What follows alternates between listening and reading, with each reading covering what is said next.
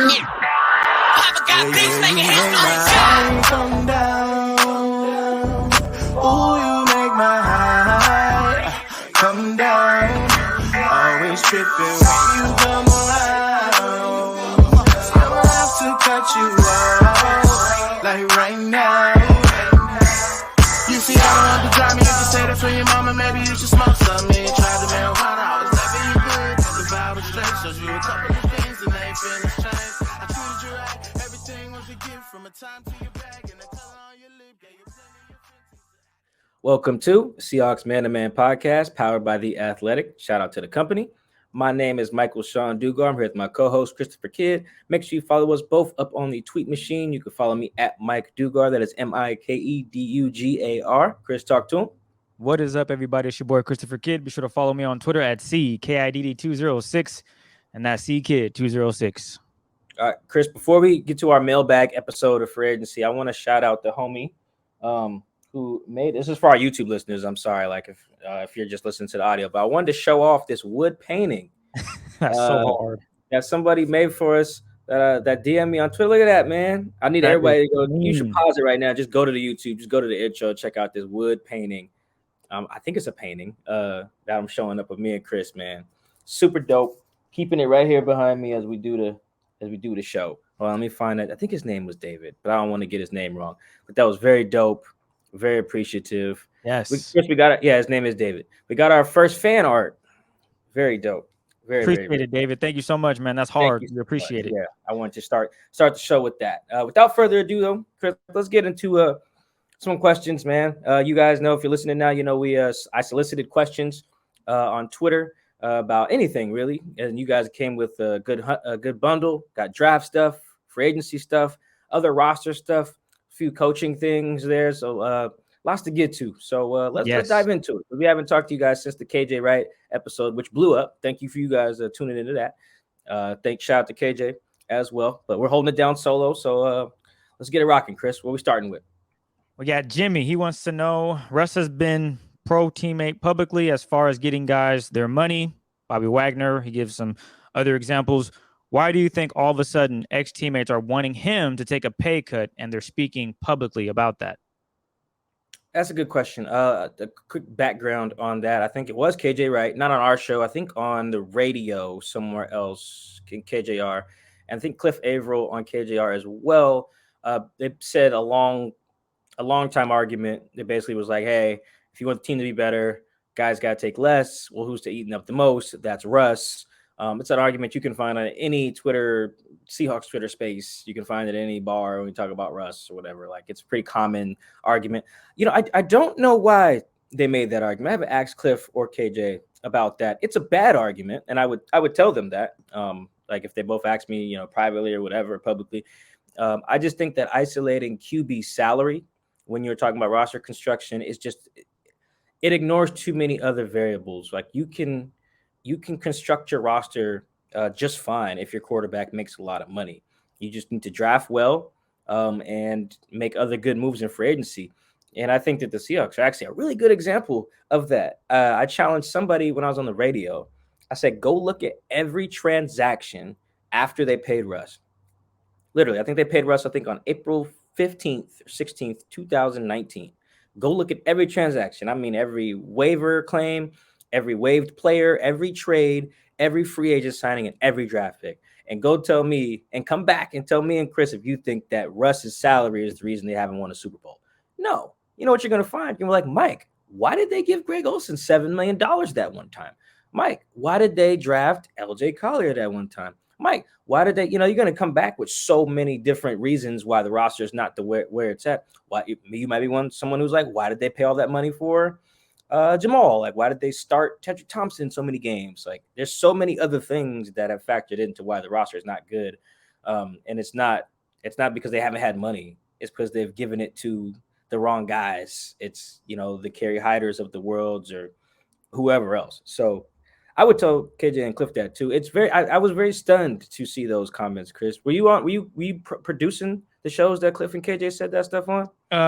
If I remember correctly, I was not, but I too was that was kind of shocking to me that they also had those comments. And I always say that Russ has one job really, and that's to go out there and play football and win football games. Outside of that, he shouldn't have to worry about the front office and money coming in and money going out.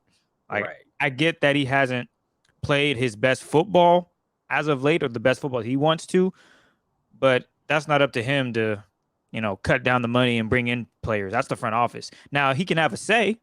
That's something they can work on and bring together and discuss. But for them to make it, hey, Russ should take maybe a little less money to maybe go and get that extra piece or that one guy that could help here and there, that shouldn't be up to Russ to make that decision. I mean, there's a way that you can do it. You can come to him and say, hey, we're thinking about doing this. This is what we would pay him. Would you be okay with it? I mean, I think you broke that down pretty much with Puck. You use Shaq as an example when Pat Riley brought him in there when he was playing for Miami, and like, hey, we want to, bring in this player, but we also want to be able to pay you this much. Would that work? And Shaq was like, okay, cool. You told me the benefit. You told me who we're getting. I'm okay with that. And that's a whole different discussion. But as far as Russ taking less, I don't see why. He needs to go out there and win football games. And if he's playing at an elite level, he's going to get paid like an elite quarterback. If he's not playing good, he's not going to get paid that well. So I think it's pretty simple. Russ shouldn't have to take less to bring in pieces to help the Seahawks, in my opinion. Yeah, and you shouldn't have to blindly take less. And that's why that Shaq example, and that's the NBA, but it's the same theory there. Yeah, Pat Riley saying, hey, I can give you $120 million, or I can give you $100 million, and we can go get, I think it was Antoine Walker and like James Posey or something like that. Like specific players, like it's not just blindly saying, hey, just take $6 million off the top per year, just in case we need a left tackle or something. No, I'll take what I want. And if the left tackle becomes available, then we can restructure my deal to get that guy, just like they literally did to get Dwayne Brown. That's what happened. I think Russ is who had to restructure his deal. And I think Doug before that restructured his deal to make room for Sheldon Richardson in that trade same year. So like that's why I have a problem with that take as well. I don't know why those guys I think I don't want to get in their heads, but I just think a lot of players look at it that way when guys aren't playing well. You see Russ's performance dip and it's like, well, he's making a lot of money. But like when he was cooking, it's not like take less, right? We don't hear that. Man leading the league in touchdown passes, like, oh, his salary is just fine. So I think that's part of one element, but I would never roll with that argument. I think it's flawed in a lot of ways, for a lot of which we just mentioned just now. This one's from Elliot. How aggressive in fixing the offensive line do you think the Seahawks will, or are they content with where they are? Yeah, I mean, the Seahawks problem is not that they aren't aggressive in addressing the offensive line or don't pour the resources into it necessarily. They don't do it as much as maybe everyone else would like, but they do it. They draft linemen, they sign linemen, they trade for linemen. The problem is those guys usually aren't that good. Like that is usually the issue more than it is resource allocation.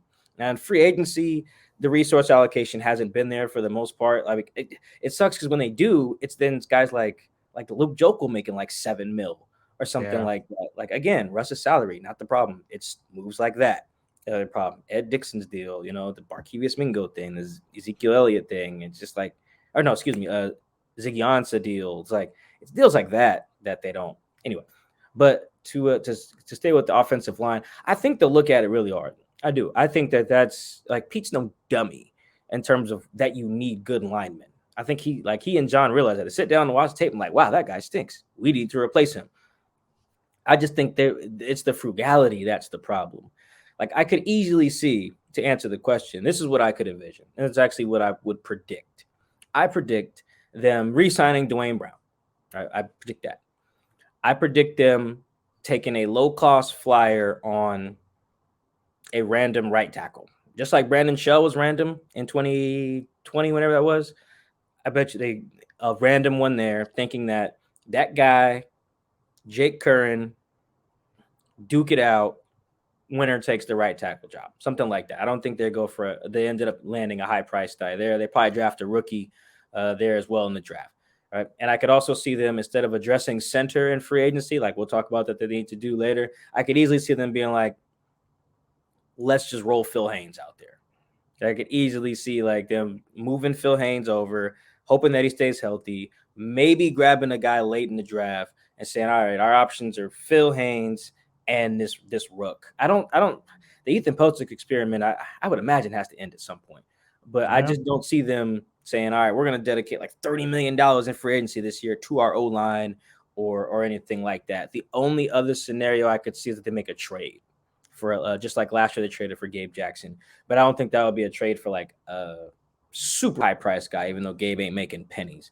But I don't think, short answer is, I don't think the Seahawks will ever do what former players wanted them to do, maybe current players, Russell, fans, media. I don't think they'll ever do the thing that everyone wants, to is just like say, hey, we're going to spend every freaking dollar we got on the best O-lineman possible for Russell and the offense in our franchise. I just don't think they'll ever do that. Like, there's nothing to suggest that they'll ever feel that way, even if they can look at the same tape we're looking at and be like, damn, man, Russ is getting smoked out here. Right. He probably needs some help. It's weird because I know they get it, but they just don't execute the plan that everyone wants them to execute, you know? No, I hear you on that. Well, let's stay with the offensive line. What is the biggest need on the offensive line? Is it a center, left tackle? What if they don't re-sign Dwayne Brown? What are you thinking there? If they don't sign Dwayne, then they do have to spend. Like, I just know how. Yeah, you don't. I mean, look at the left tackle market right now. It's a old boy from New Orleans. I don't know if his name is Teron. I don't know how to say it. Yeah, I know Armstead. There we go. Yeah, I just know how to say it. Yeah, I don't know how to say the name, but we know who I'm talking about. Orlando Brown Jr. from Kansas City, Cam Robinson from Jacksonville. I just feel like there's so many teams needing pass protection that it's going to be hard for the Seahawks unless they're willing to break the bank to get a guy. I mean, me and my colleagues at The Athletic, I mean, we're not GMs or anything, but we all had to submit what was the team that we cover, what's the biggest positional need entering free agency. And like, I didn't tally it up, but I feel like a third of the writers said offensive line. Mm-hmm. You know, every team is trying to fix their O-line. You know, every team watched the Super Bowl. Like, they see it. They watched the last two Super Bowls. The last two Super Bowl losers are the teams whose offensive lines were trash. And the offensive lines were so bad that it impacted the quarterback's ability to function. Like, it was very clear. Pat Mahomes couldn't do a damn thing. He was getting smoked a couple of years ago. Joe Burrow couldn't do a damn thing. He was getting smoked down to the last play. So, yeah, I think it's just going to be really, really, really tough. I think that their biggest need, if they don't sign Dwayne, their biggest need is left tackle. They bring back Dwayne. It's somewhere between center and right tackle. I just think the center position, man, you just can't keep doing this to Russ. Yeah. Like, really just, and here's one thing on the center, Chris, I'll let you go. The center thing is so, you can see it impacting guys that aren't even Russ. Like, it affects the entire line. Yeah, like, go look at some of the early sacks that Dwayne Brown gave up earlier. I was rewatching some of them. That's how they're all fresh on my mind. And it's like, you could see Dwayne give up a sack because he was late off the snap. And then after he gives a sack up, he's yelling at Kyle Fuller, like, dude, what are you doing? And it's clearly something about the snap count. That happened against the Niners. That happened against the Steelers. I can't remember if it happened against the Saints. My point is that it happens. And shortly after that happens, Kyle got benched. And you've seen those things happen less often, meaning that, like, Dwayne or the other guys off the line were so late that they're giving up sacks. And because the center needs to be able to communicate with the line and get the cadence right and stuff like that. Like, there's chemistry that needs to form there. And it just hasn't been there from Joey Hunt to Ethan Potic to Kyle Fuller. I just really don't think you can go through another offseason where you're just like, nope, we're good. I think that's what will happen, like I just predicted earlier, but goddamn, man, like, how does somebody not lose their job after you just fail to address such an important O-line position? They did. They fired Mike Solari. Agreed. They did. They agreed to disagree. So they did fire someone, Mike. I don't know if it was the right move, but he don't control. It's not his job to go get the lineman. All he could do is work with the guys they give him. Like, if you're Solari, you're like, guys, you gave me Justin Britt. Who they give Solari in his time? 2018. He got here in 2018. So they gave him Justin Britt, Joey Hunt, Ethan Potic, Kyle Fuller, and then fired him. Yeah. Come on, man. It's not fair. I'll give him that. But what do we do it here? The biggest O-line need for me is, my hope is that they do re-sign Dwayne Brown, because as you mentioned, that left tackle spot becomes a serious issue now, because, I mean, they did draft the guy, but he played, I think, one game that was meaningful, and we didn't really get enough. Oh, Stone? Come on, Stone? Yeah. So I'm not sure if they're ready to say he's our starter if they don't bring Dwayne Brown back. But I do agree, the center it's important. It really is. And what they've shown is, we don't care. We'll figure it out. That's kind of the attitude I've seen over the past few seasons. They just roll out whatever they got, and they believe, those guys can get it done. And ultimately, they don't get it done. And we've seen it. Every time So, they're wrong, predictably wrong too. The center position, I would say, is huge at the offensive line. They need to, if they're going to draft someone, cool. If they're going to make a big splash in free agency, that would be nice, although they have a bunch of guys on their roster who they might want to think about bringing back. So they have a lot of decisions to make, but the biggest offensive line need, in my opinion, is center. I'm okay with right tackle. I just hope Brandon Shell can stay healthy. That was kind of the reason why it was kind of iffy this past season, because injuries. You had to move guys around, shuffling folks. If he can stay healthy, I'm confident that Brandon Shell can go out there and play that position well. I thought he did okay. He just got banged up. But again, center position for me, and it sounds like Mike, are definitely need to get fixed. The problem is in the draft, though, this is not a good year to need a center if you don't have a first-round pick. That's going to make the Creed Humphrey thing look really bad. Like the Creed Humphrey thing already looks bad. What I'm referencing is that everyone in the world, not everyone, but a lot of people in real time in Seattle saying, hey, they should take Creed Humphrey. They should take Creed Humphrey. They should take Creed Humphrey. They don't take Creed Humphrey. They take D. Eskridge. Creed Humphrey, I think he was like all pro, maybe, like one of the best centers in football. He was elite. Last year. And that was think about that. That was a time they could have got. They didn't have a first round pick, but still could have got a starting caliber offensive lineman in the second round. This year, kind of just my perusing of the draft boards. After that, it's like there's one guy who's supposed to go in the first round. It's like Tyler or something. I think a guy from like Iowa or something. After that, though, it doesn't look like there's any starting caliber centers in the draft. There's a bunch of guards who are going to get converted to center, like that guy from Memphis, Dylan something. Like the Seahawks are in a really bad spot. Like if they want to upgrade at center, they're going to have to spend in free agency. Well, you know what? Let's just get to free agency. We're briefly mentioning it. David wants to know who are some high-profile free agents that we can see the Seahawks being serious contenders for. Well, the answer is none. I don't think they'll adjust their approach. But looking at some guys like Mike, I gotta interrupt you, man. That's cold. Well, I don't want to lie to the people, man. Like why so? I feel you. I want to be realistic. But I do think I mean I feel like I was standing on the table last year for them to sign Corey Linsley or whatever year that was. Dude, no, it was 2000. Ooh, dang. That was just last year. I think it was either 2019 or 2020. I know it wasn't that far off. I think it was last year. Corey Linsley left the Packers and signed with the Chargers, I want to say, on a deal the Seahawks could have afforded. Now, Corey could have just looked and be like, I don't want to even play for the Seahawks. I don't know. But, like, guys usually follow the money. And I think they made Corey, like, the highest paid center in the league or second highest paid. Like, the Seahawks could have done that and had a manageable cap hit for 2022. But they should do the same thing. Go get dude from the Bucks, man. Oh, Ryan Jensen. Yeah, go get him. Get him. Yeah, that's not bad. Go tell him, look here. Brady's out too. So I said, hey, you might want to go get Leonard Fournette, and you're like, Chris, man, why would they want to come play in Seattle if they got Tom Brady? Well, you know what? Tom Brady's gone. So yes, see if you can get Fournette, see if you can get Jensen. I'm all for it. So I think the highest paid center in the league, I'm pretty sure, is Corey Linsley. Now it's either him or like dude from the Colts or something like that. Oh, good Lord. It's a guy from the Lions. What the hell? Yeah, Frank Ragnow.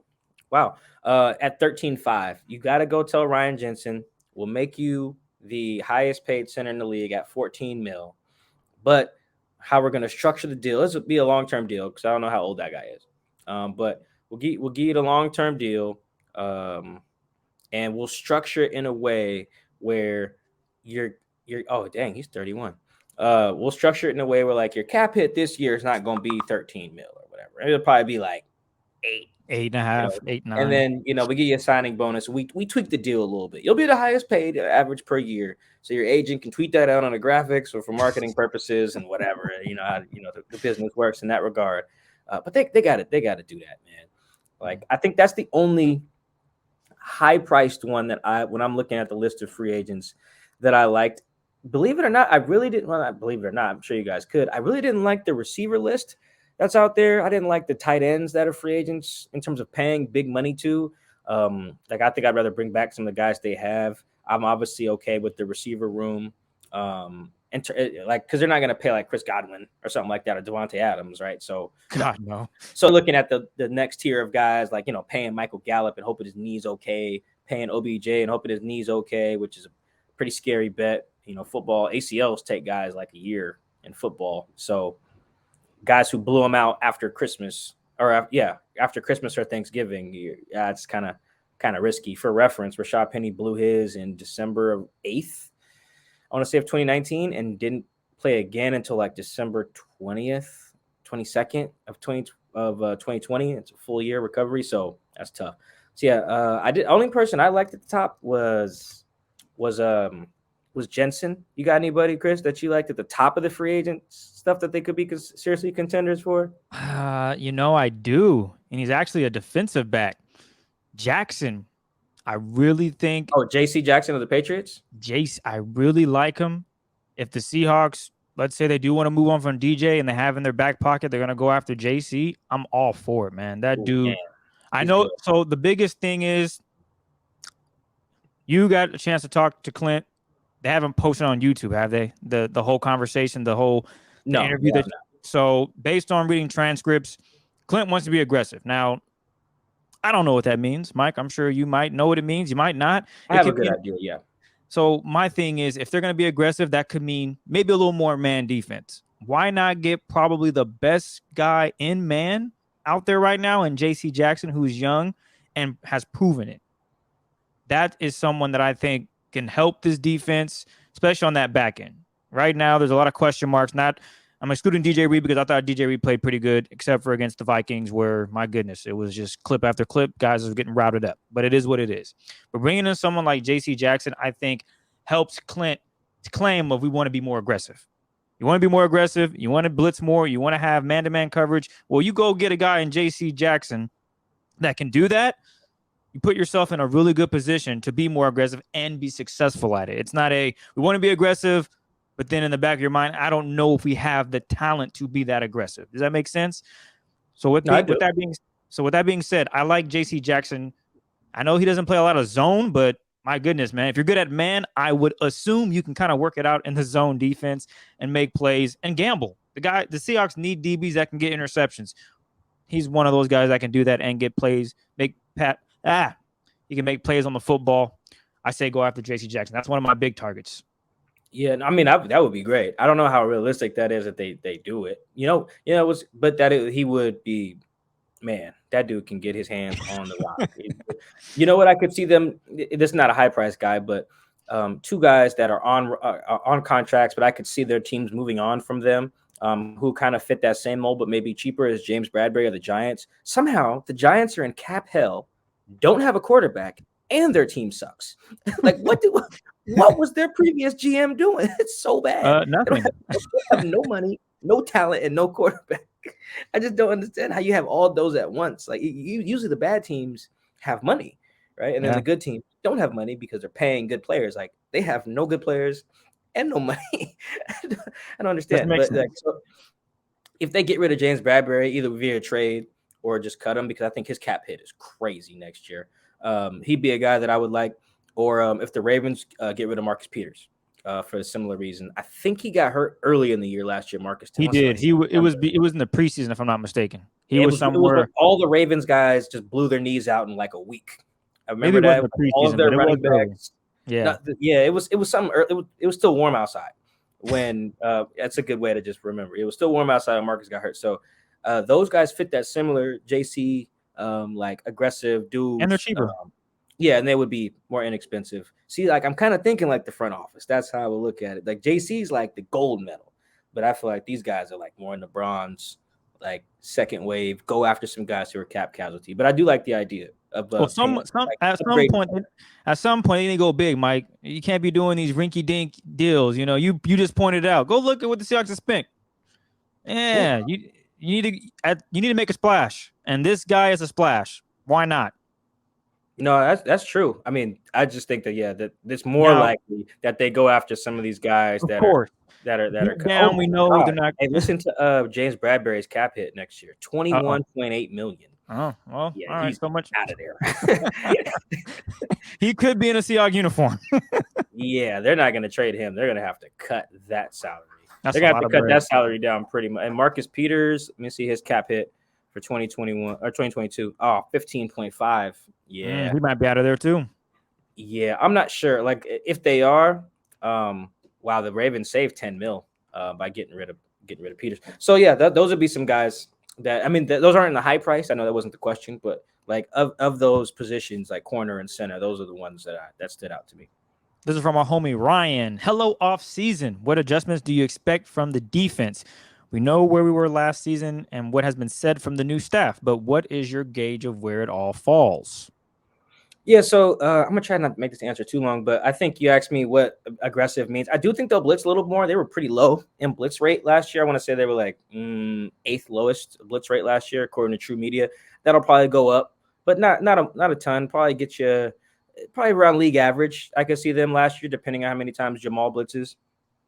I could also see them switching to more because Seahawks are kind of known for like the cover 3 zone, where you got like your 2 corners like bailing out on the snap, and you got your single high safety, you got the underneath zones, helps with the run, takes away the deep ball. And if you got a good free safety, you shouldn't have anything deep over the middle because you got somebody covering the seams and posts. But it's good, like in theory. The other teams figured that out. And it was like, all right, we got to run something else. So what you've seen like with Carl Scott, which is the new DB coach, and what you've seen from Sean Desai and some of his background with some of these defenses that he's run, you can see that they kind of deploy what's called like zone match or match coverages, like zone match in particular. So where it's like you start off in zone and your eye on the quarterback at first, or your eye on the man at first. I can't remember. I'm just kind of learning this stuff. But basically, it's zone that becomes man. So like you're in zone and then you guard the biggest threat to you, in your zone and just kind of like plaster, which you need guys who are good in man covering in that,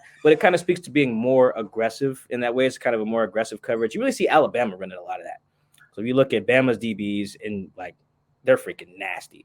The Vikings ran a great deal of that under Mike Zimmer. That's where Carl Scott came from too. His last 2 stops were Mike Zimmer and Nick Saban. So there you go with that. So I think that's one way. I do think they're going to keep the 3-4 front. So you will see, this is going to sound like really bad news, but you will see linemen dropping into coverage. Hopefully it's just Darrell Taylor. Yeah, it's going to, hopefully though, it's linemen that actually are comfortable with that. So like, for example, I don't think Alton Robinson did a lot of dropping in like a 3-4 scheme at, where'd he go? Syracuse. I really don't think that was his thing. But Darrell did do that at Tennessee. At least when they switched defensive coordinators, I think midway through his career.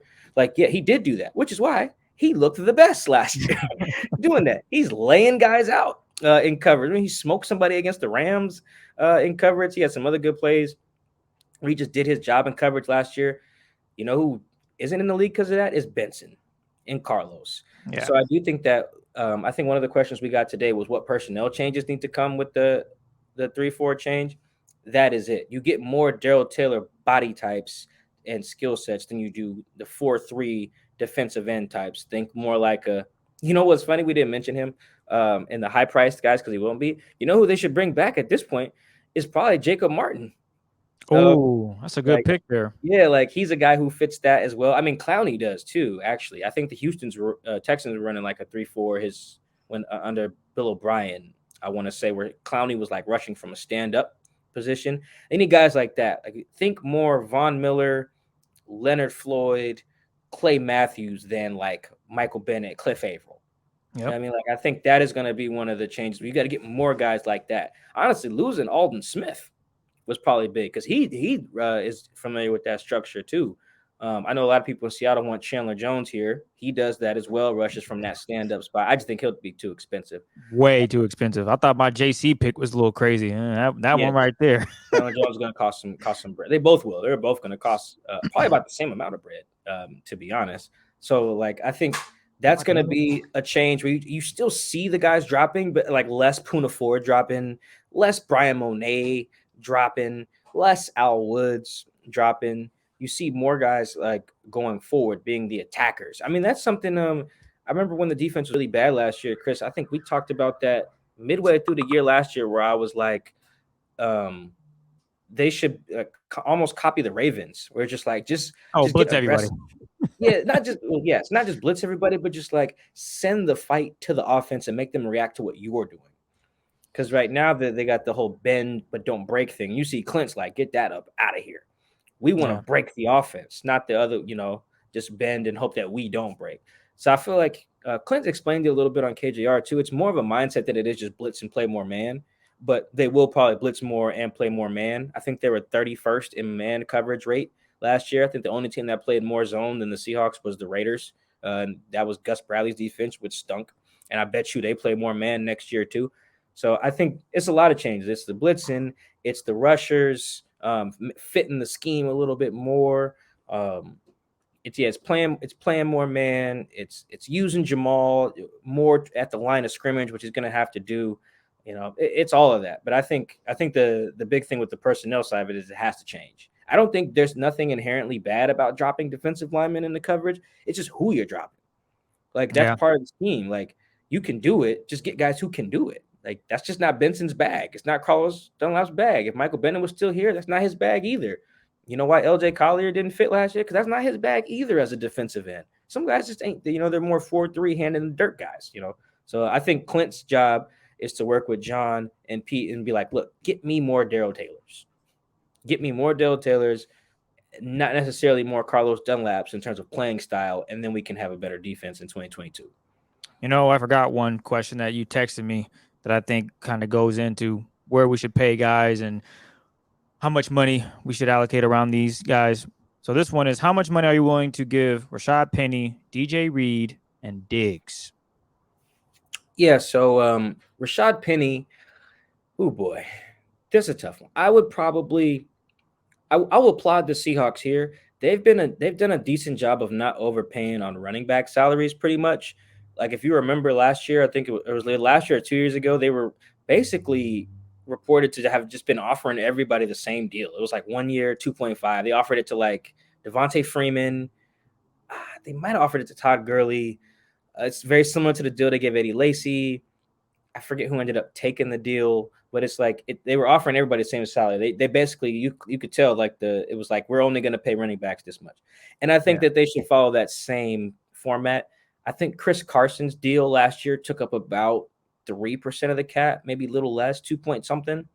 I would probably offer Rashad probably something similar.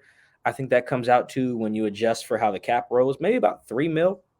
That's it, maybe three, because Chris is I think going to make 3.4 in base salary next year. Chris Carson, I wouldn't go over that. I was thinking somewhere 1.5.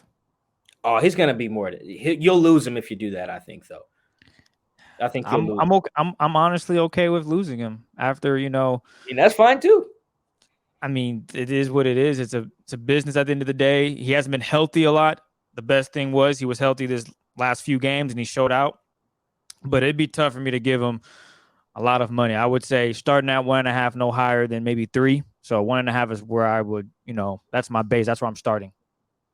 Yeah, I mean, and because you already paid Chris, right? Like, what's funny is I know the salaries aren't the same, but like anyone who makes the argument, like, man, we can't pay Quandre that much because we already paid Jamal. We can't have two safeties making that much. But then it's probably a Venn diagram overlap of that same group of people wanting him to pay Rashad when they already just paid Chris. Now, again, the salaries are not as large at running back as they are at safety. But the idea is like if you don't want to pay two safeties, you damn sure shouldn't want to pay two running backs. You definitely should not, especially when you've been drafting running backs every year, basically, with Travis Homer. Then the next year you draft DJ Dallas. So I just think that I'm with you, Chris. If you can offer like, hey, Rashad, we got this 2.2 for you, take it or leave it. And he's like, I'm out. I feel him and I feel the team on that. So we're both in the same ballpark there. With DJ Reed, I'd probably do the same thing, but I say here's 10 years APY or 10 mil APY. Kind of 10 years is wild. I like in the Ronald Darby category. I think that's what he got when he signed with Denver. I want to either Denver or Washington. I can't remember. He either left Washington for Denver or left Denver for Washington. One of the two. Either way, he's like a 10 million a year guy. I could see DJ Reed performing himself in that way. Because that's like a top 20 salary cornerbacks, top 15 maybe. That's not like crazy money. So I could see saying, hey, that's the number we'll pay you. Take that or leave that on like a 3-year deal or something like that. 3 or 4, probably lean towards 3. Let's see. What was the other one? Was Quandre? Quandre, yeah. All right. Gotta That's pay tricky. him. That's tricky. The Seahawks screwed themselves because they reset the safety market while they had another safety to pay.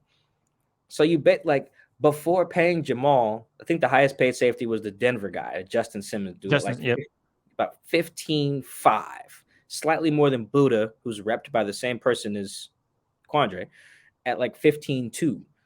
And so if Quandre is like, all right, I want 15.75 or 16 even, you could swing that. Well, then they gave Jamal like 17.5 or something. So it's like, well, now you screwed yourself. Because you know who thinks they're better than Jamal Polly? It's Quandre freaking Diggs. So now you're screwed because now you can't tell Quandre, hey, man, we can't give you 18. That'd be wild. It was like, well, it's no more wild than you give my bro 17, right? Like he's a multi-time Pro Bowler. I'm a multi-time Pro Bowler. You know, I get my hands on the ball. You know, I'm look at my tape. You know, like all these. Quandre's argument is so goddamn good. If the Seahawks don't budge, they're just screwed. They back themselves into a corner with the Jamal deal. What they're probably going to have to do is franchise tag.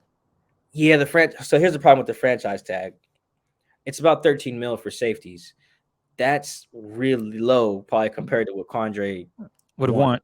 Quandre is basically look, he told the team website he wants to be paid accordingly. He told Ben Baller, shout out to the homie Ben Baller, that he wants to be paid accordingly. I think the other, like, right before we recorded this, he tweeted out, you know, top 2 and not number 2. Yeah, it's like, come on, man. That's the guy who thinks he's one of the best in the. I mean, he said it. He said he's the best in the world after he picked off Matt Stafford in the Rams game. Looked in the camera and screamed it. So it's going to be really, really hard to find a middle ground. I think that's why I predict that he probably won't come back, just because he'll walk in there like, look, dude, I got the stats. I'm a leader in your locker room. I know your defense. Guys believe in me. Give me my money like the highest paid safety. And then they look at the books like, dog. we might have to part ways, my boy. But so my prediction there is, like, if you're asking me, if Mike was the GM, I would have to make Quandre the highest paid, because you have to pay him. You have to pay him before the Bengals pay Jesse Bates, because they have to pay him too. Like, that dude is cold. You know, the interception in the Super Bowl. Come on, man, he's cold.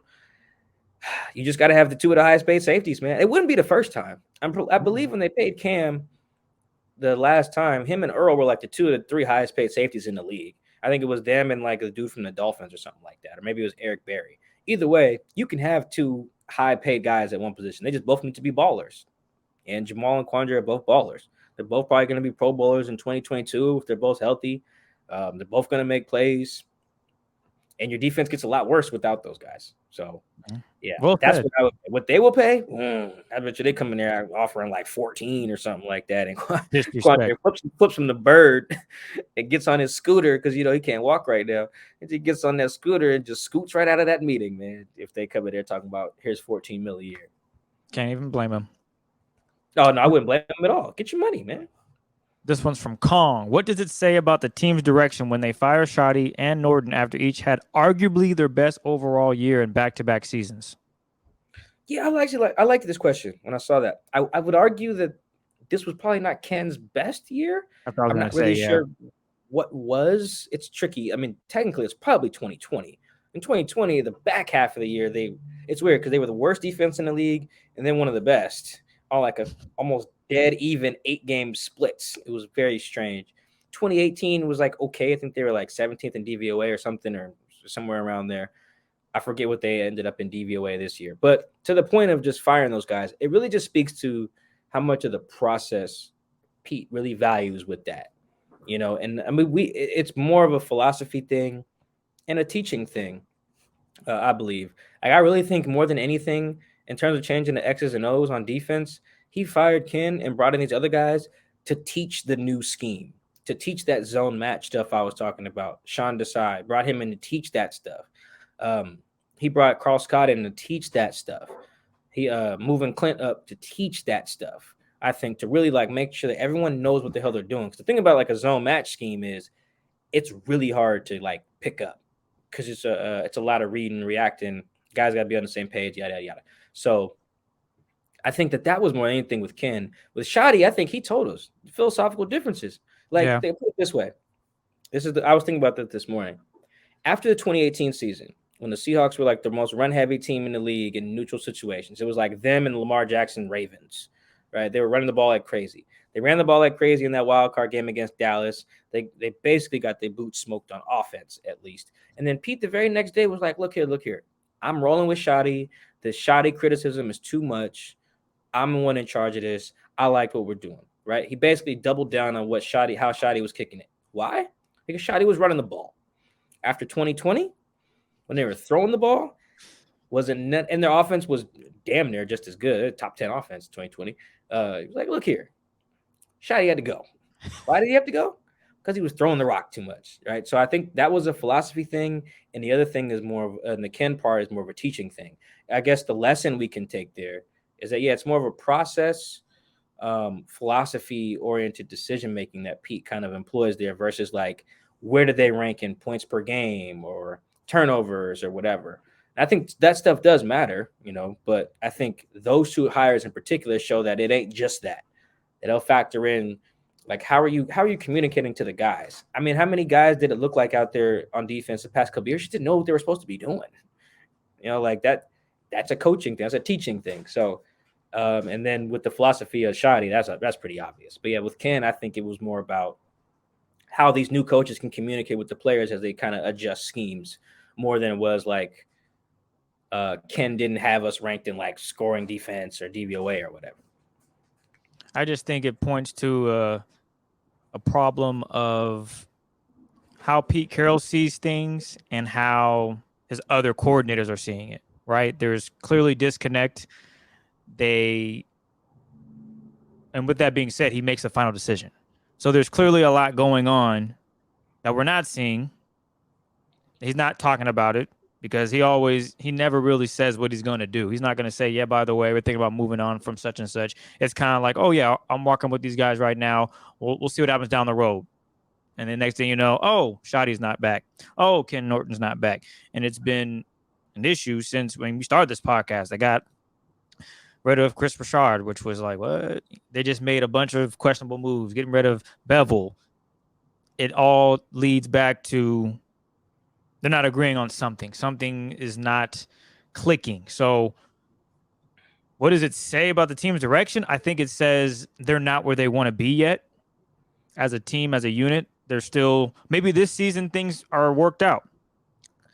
You listen to Clint's interview with KJR, it sounds like Clint has full autonomy to do what he wants on defense. I'm not saying things would change once the season kicks off, but from what I was hearing, it sounds like what he's going to run defensively, he is in charge of that. And maybe Shane will have that luxury on offense as well. We'll see what happens. We have a whole new year to see if things do change, but what it says about this team direction is there's a lot going on and it hasn't been figured out yet. So I'm going to be curious to see how things shake up the first 8 weeks of the season, to be honest with you. To your point about guys not agreeing, I mean, Pete even hinted at some of that stuff before, good or bad. It was Ken's decision to start playing Ryan Neal more.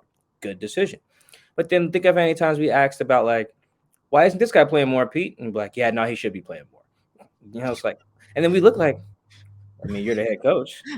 Play him more, but then clearly that was, the wires were crossed behind the scenes. There was a lot of that. I remember there was a lot of Alton Robinson talk like that. Carlos Dunlap talk like that. So yeah, healthy scratches. Yeah, I remember that. Like, hey, why did such play?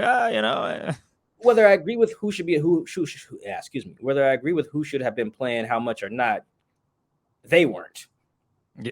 And the new direction, I guess, is that everyone's going to be on the same page. In theory, like you said, teams start 1-4, people start screaming at each other or whatever, right? So we'll see. We'll see how it goes. With Clint hurt and majority of the staff being from the Chicago Bears, could you see a push to sign Akeem Hicks or any of the other Bears defensive players? Yes, the answer to that question. Yes, him. I think Eddie Goldman is another dude from the Bears that they could end up. The Bears could lose because of money reasons.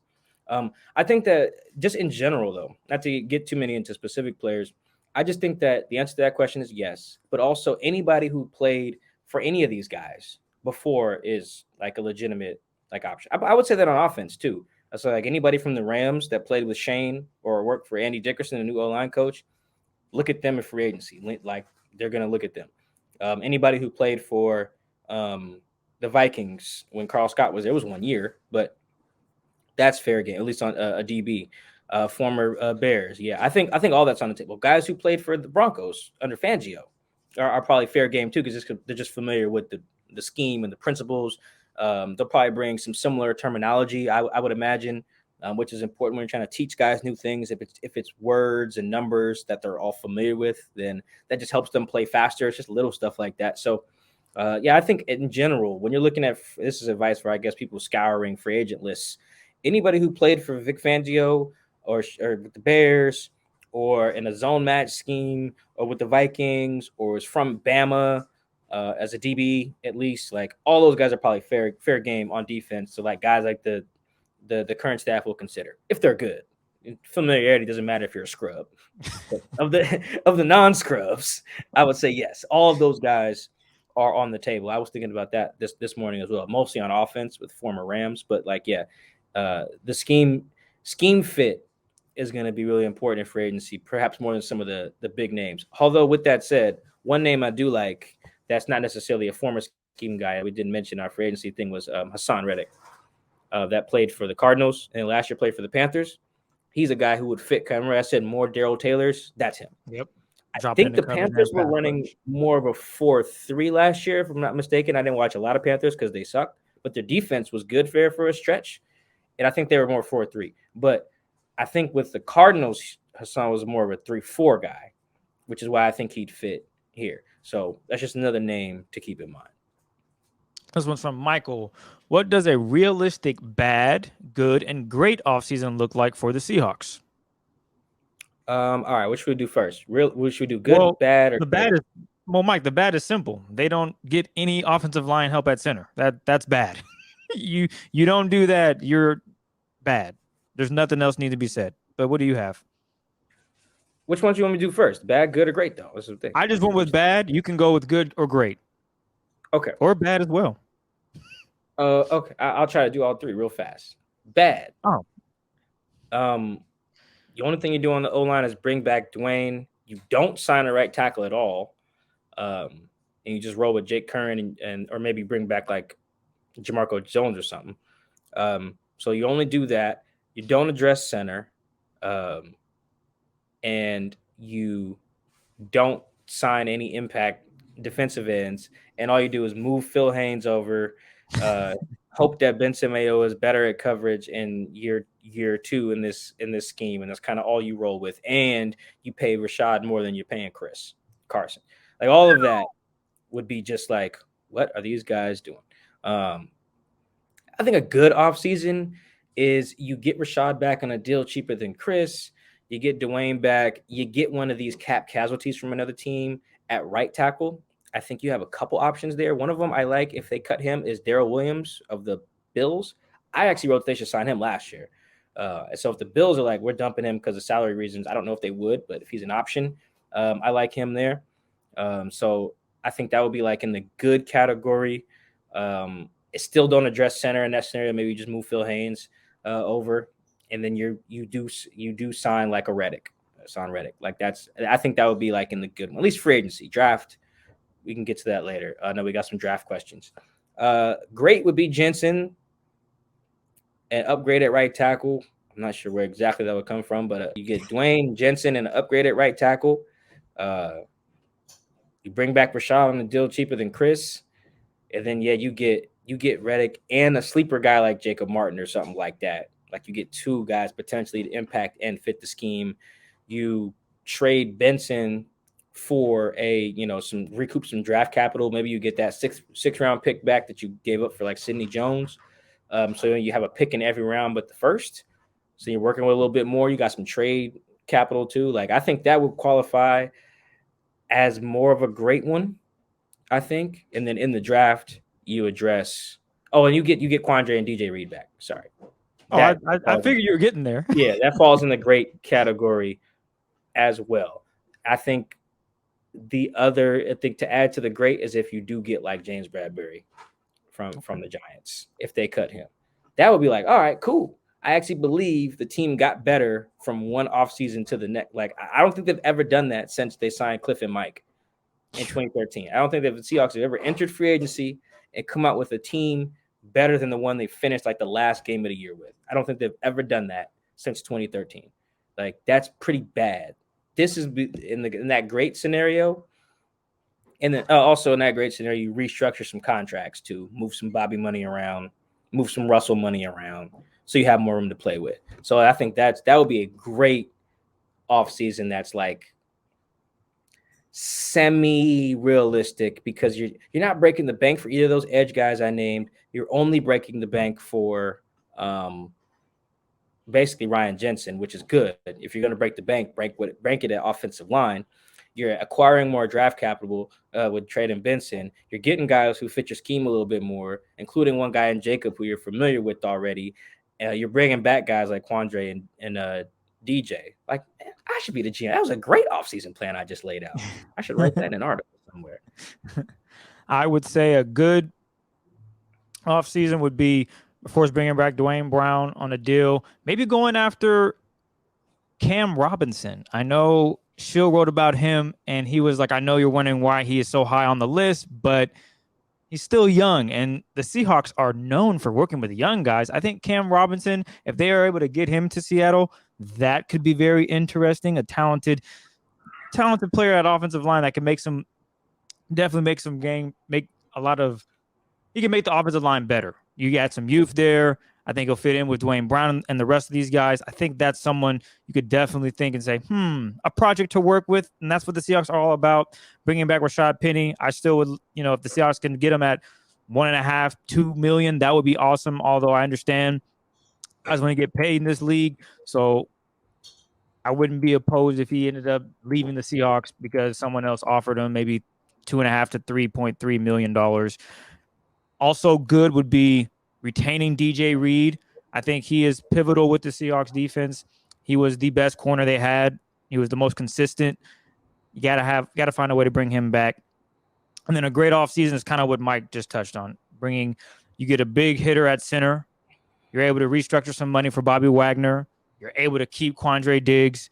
With that, a great offseason, this team has there should be an excuse for them not making the divisional championship at worst. Like, that's the minimum. That's how good this team could be with a great offseason. That's how I'd put it. And at right tackle, oh man, it's not a great right. I mean, shoot, you only scroll a few names down for like the best guy available is freaking Brandon Shell. You could go after Trent Brown though. The Patriots, he's one, and then Morgan Moses of the Jets. Some other names to look at. Man, right? It's hard to find tackles in this league. That's what I'm doing is get paid so goddamn much. But yeah, I think those are all ways to have better off seasons than they've had in the past. Even if you want to call them great, they're definitely better off seasons than they've had in the past. This one's from Ryan York. What's the one free agent the Seahawks should not re-sign that will look smart next season? I struggled with this one. I mean, the easy answer is probably Ethan Posick, that is. I mean, but I don't think anyone would like ever question the smartness of that. I mean, a couple other ones that aren't performance related, that are just injury related, would probably be Brandon Shell and Rashad Penny. Both guys who just performance was kind of Rashad's issue for a little bit, but mostly just health. Just needed his body to hold up. And then Brandon too, man, they've had to start a lot of guys because Brandon's not available. They've started I think they started a game with like Chad Wheeler. Or maybe they played him at least. They started Cedric Abui, Jake Curran, maybe a Jamarco Jones start in there. Just the point is that they've had to almost always have a ready to go backup for him because of injury. So I could see like a world where they just let him walk because they think that his injuries are not, or his injury history, and then he ends up maybe getting hurt again next year with whoever he plays with or something like that. The same could be true of Rashad. I wouldn't wish that on either guy. Just saying that that's a possibility. Is like, hey, we can't trust your injury history. They walk, end up getting hurt, and it's like, we'll see. Yeah, that's why we didn't, pay that big money. Other than that, I don't think there's anyone that would be an obvious mistake to bring back. Other than, I think Ethan is the one that stands out. It's like, if you do that, everyone in their mama can predict that going poorly. This one is from Mr. Duell the third. What percentage do you put on Diggs actually returning? Yeah, man, I forget. I said a percentage on like the Pelton pod with Kevin Pelton. Shout out to Kevin Pelton at ESPN. I don't remember what percentage I said, but I think I probably dance around 50-50 right now. I believe Quandre wants to be back. But I also believe, like, just like Shaquille Griffin, who wanted to be back, or Frank Clark, who wanted to be back, who wanted to be back on a salary that paid them as good as they believed themselves to be. And like we talked about earlier, Quandre don't think he's like a top 10 safety, right? Like, I think he's like one of the best, as he should. He's been performing really at a really high level. And the guys who reset the market aren't necessarily even always the best, right? Like when the next guy is up, he gets paid like the highest paid guy, whether he's the best or not. It's usually just kind of how these markets go. So I think that because of that, I just think it's a coin flip, man. It really just depends on whether they want to be the team paying, with the highest paid safety duo in the league. They could, the easy way to justify that is to think that you have the best safety duo in the league. Now, the best one is probably in Tennessee or Buffalo, but whatever. If Seattle thinks we got the best safety tandem and we got to pay for that, we traded for these guys because we're not drafting well at safety, we got to roll with that if we want to win a championship. They could do that. I just don't believe in them to. It would really just come down to Quandre's market maybe not being what he expects it to be necessarily, perhaps because of the broken leg or something like that. And then maybe it's like, all right, well, if I'm just going to get 15 or 14 somewhere, let me just get it in, in Seattle with some guys I love. And, because he's got a lot of friends on that team, man. They're close friends, man. Guys like Jamal, guys like Tyler. So I say a coin flip. I got it at a coin flip right now, and it's really hard to read one way. If they franchise tag him, I bet you that goes down. That's gonna piss him off. And his agent. He's rep by the same dude that got Buddha paid.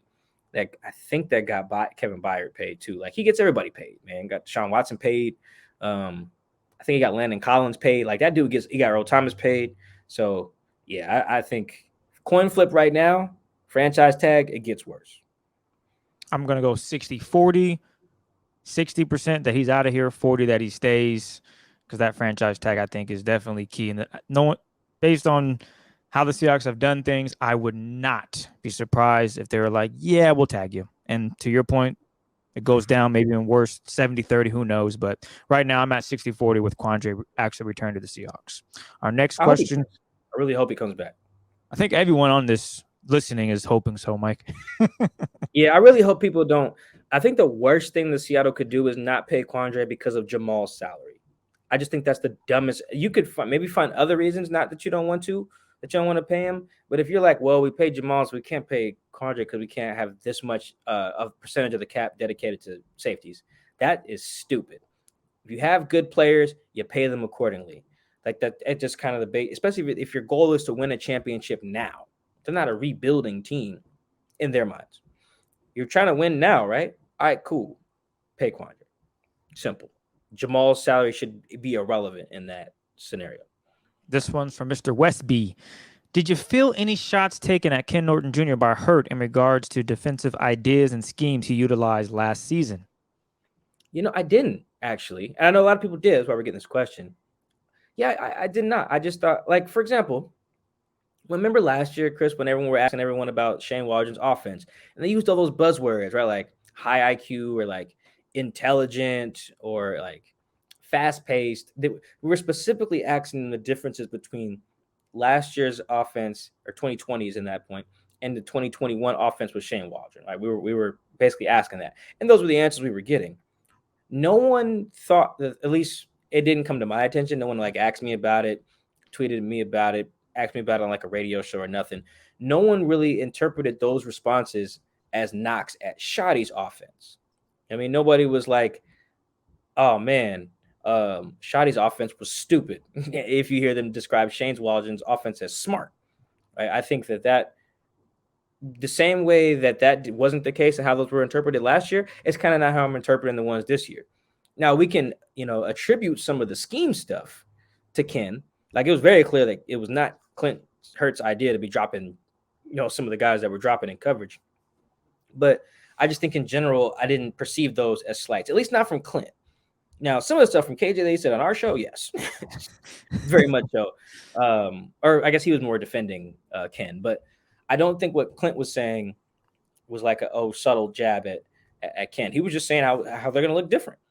I mean, Yep. if they weren't going to look different, he wouldn't have fired Ken. Like, it did have to look different, right? He has to say something. But I didn't perceive them as like jabs the way that just how last year when Will Disley was like, I think our offense like high octane or something like that. I didn't take that as a jab at like Shidy's offense being low octane. I guess if is that the opposite of high octane? I guess, or like fat like. I didn't perceive all the qualities of Shane's being digs at all the things that Shidy's was not.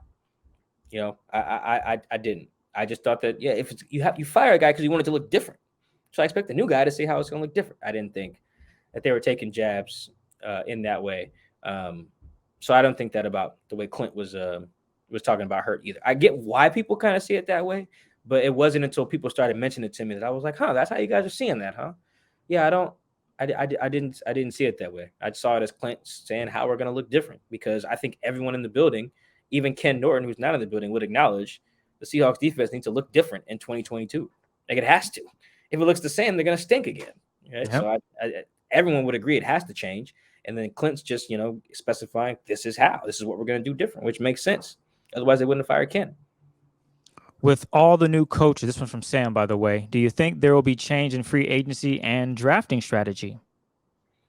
So no, I still think because listen, here's the thing. I don't fault the Seahawks too much for their draft strategy, like in theory, which is free agency. You are largely overpaying for like slightly above. You're paying like premiums for slightly above average talent.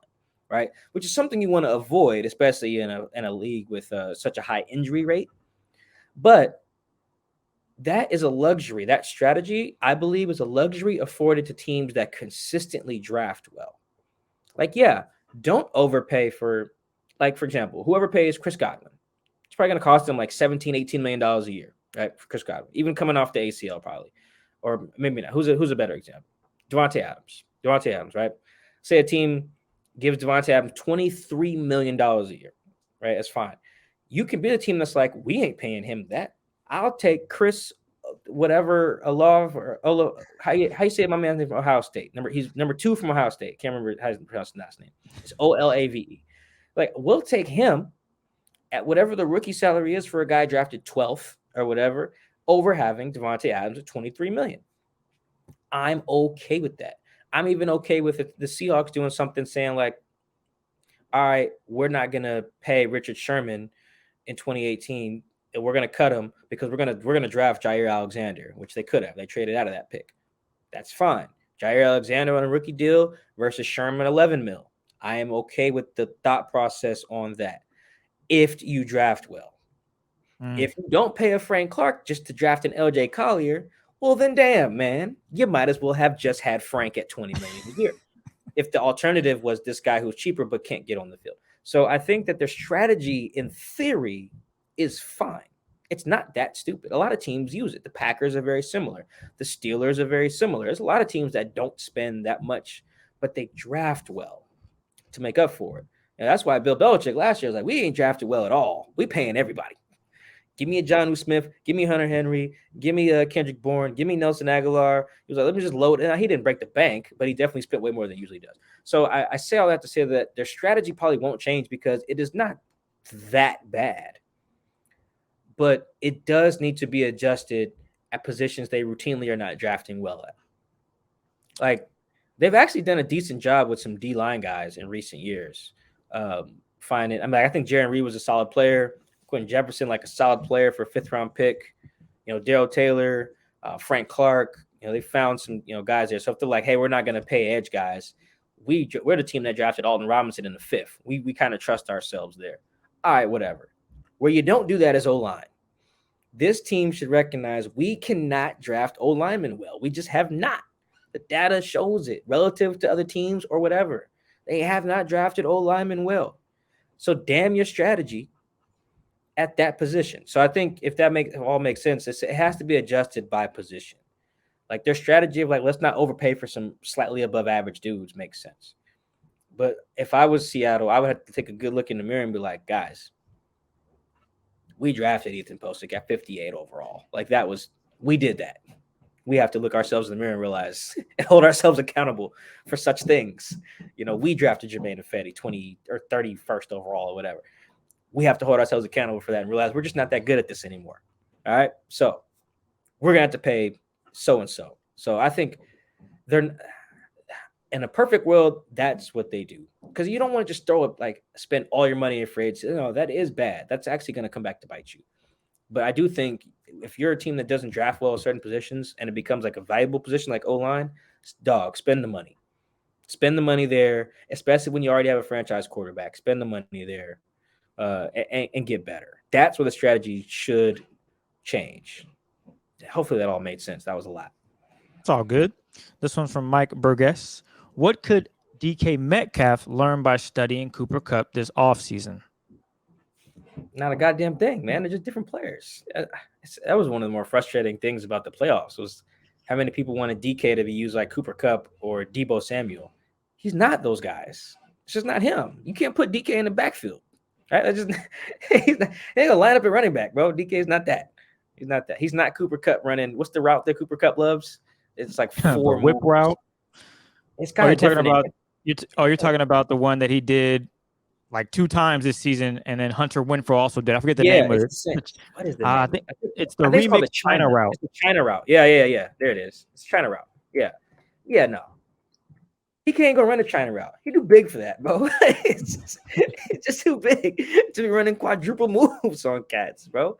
I'm sure maybe some things about releases or whatever. I don't know, high point in the football, whatever. But in general, I just think that the lesson to be taken away is not necessarily use DK the way the Rams use Kupp or the Niners use Deebo. That's just not that. That's not. I know we're both big route guys, and I love Cooper Kupp's route running, but I just don't think that trying to make DK more like Cooper it's not gonna do anything for them. I don't think he's saying that he could copy or mimic, but I think he could learn, like you mentioned, releases.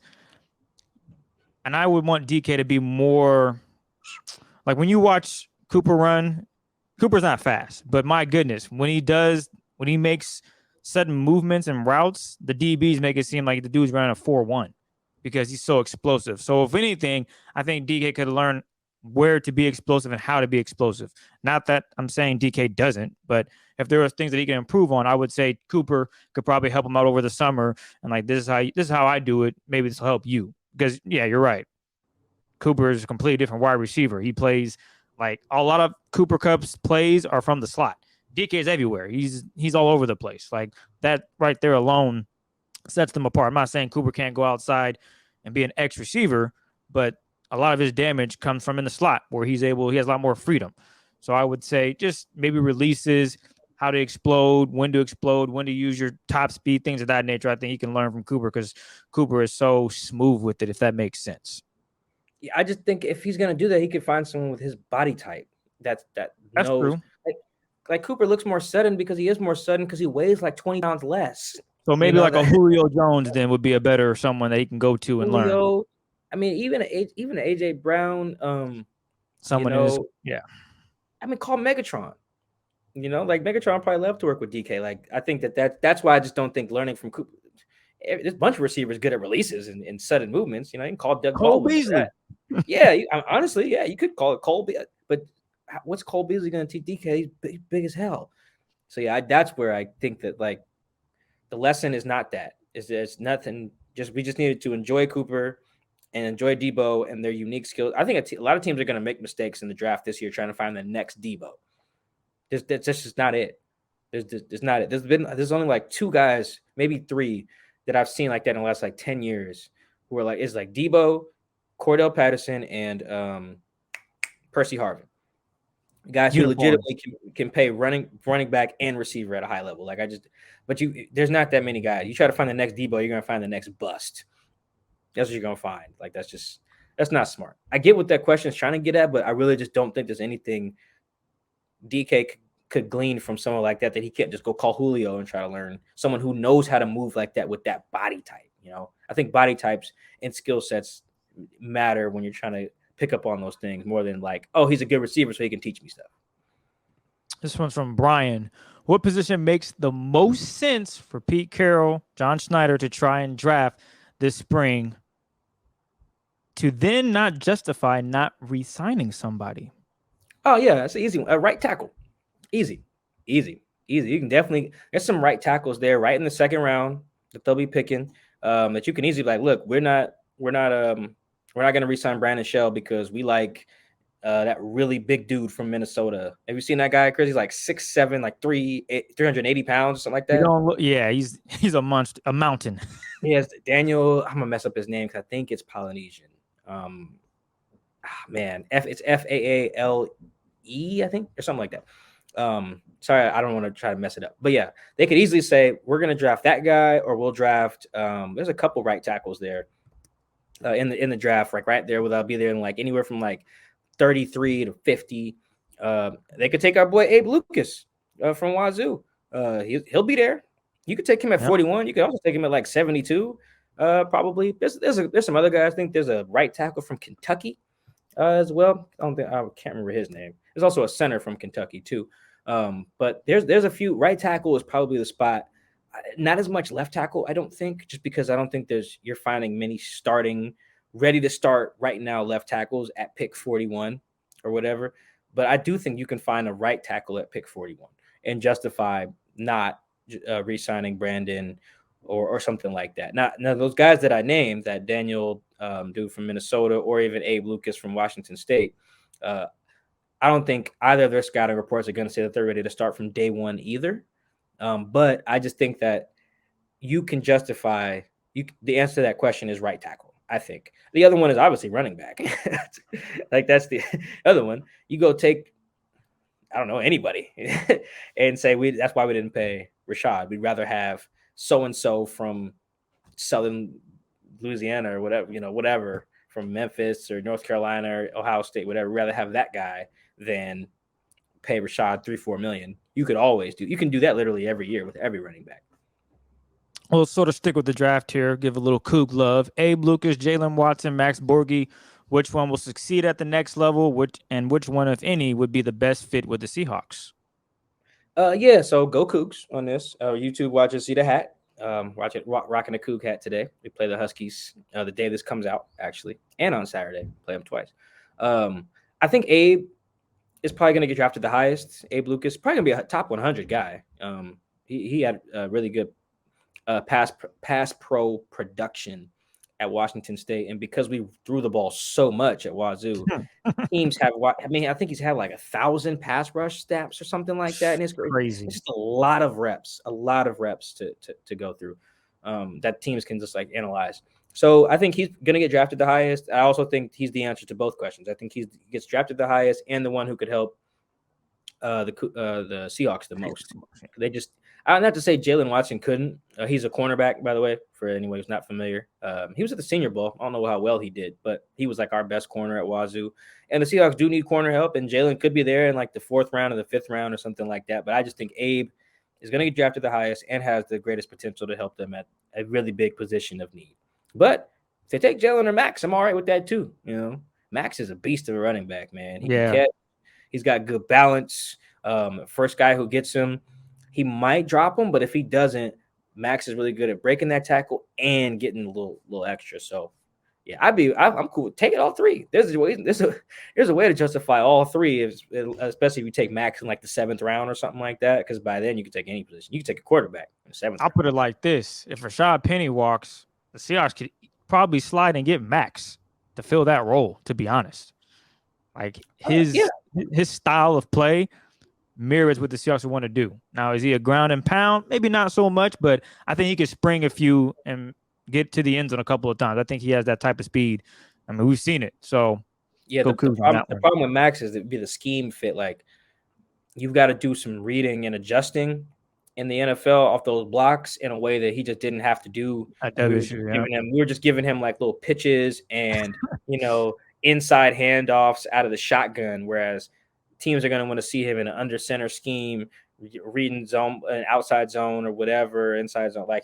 I think that's why he'll fall so far down draft boards, probably just because he hasn't done the stuff. But just like I said, Abe has so many pass blocking snaps. Max doesn't have the carries in like an NFL style scheme to see how it would translate, even though I think he's really explosive.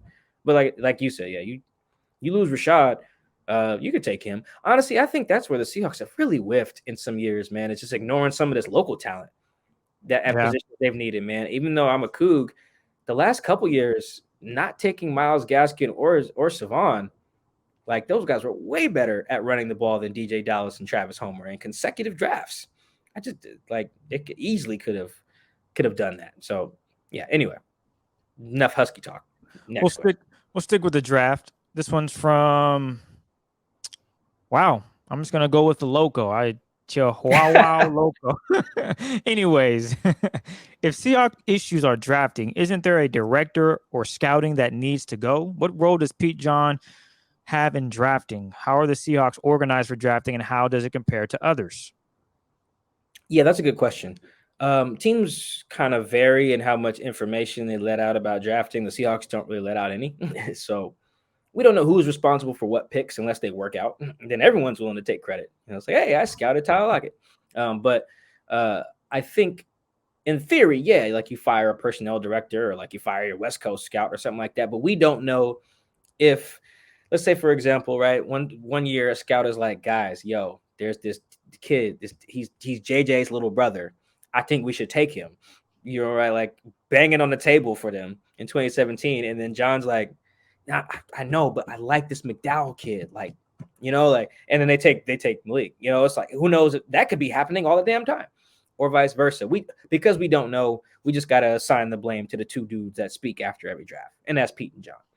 But there's scouts every year standing on the table for guys they like that they scouted for years, fell in love with at the Senior Bowl, a pro day, whatever. Like, we just don't have enough information, and a lot of teams are like that, where the scouts have a lot of input, but at the end of the day, I mean, you'll see it. You'll see reports of like, all right, all the work is done. And they send all the scouts home. Like, we usually see those reports like the week of the draft, where it's just, all right, scouts are out the door. They gave us the information. It's time for us to make the decisions. So I think that it's not easy to say just, oh, fire this guy or fire that guy, because I'm pretty sure that all the guys who are good have been on their boards, right? Yeah. Like, I'm pretty sure they probably had like Travis Kelce on their board in 2013. And just decided to take like Christian Michael or whatever it was that year. John likes to tell us he had George Kittle on the board, right? Like, and they've liked some other guys too.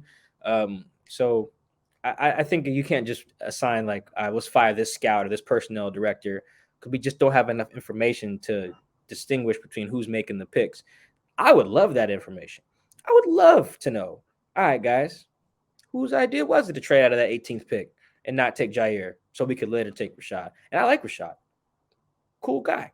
Glad he's doing well. Jair is better. It's just very at a premium position. Like, whose idea was that? Was that John's? Was that a scout that was like, I got somebody on the phone, let's trade back? Who knows, right? Was that Pete ultimately making that call?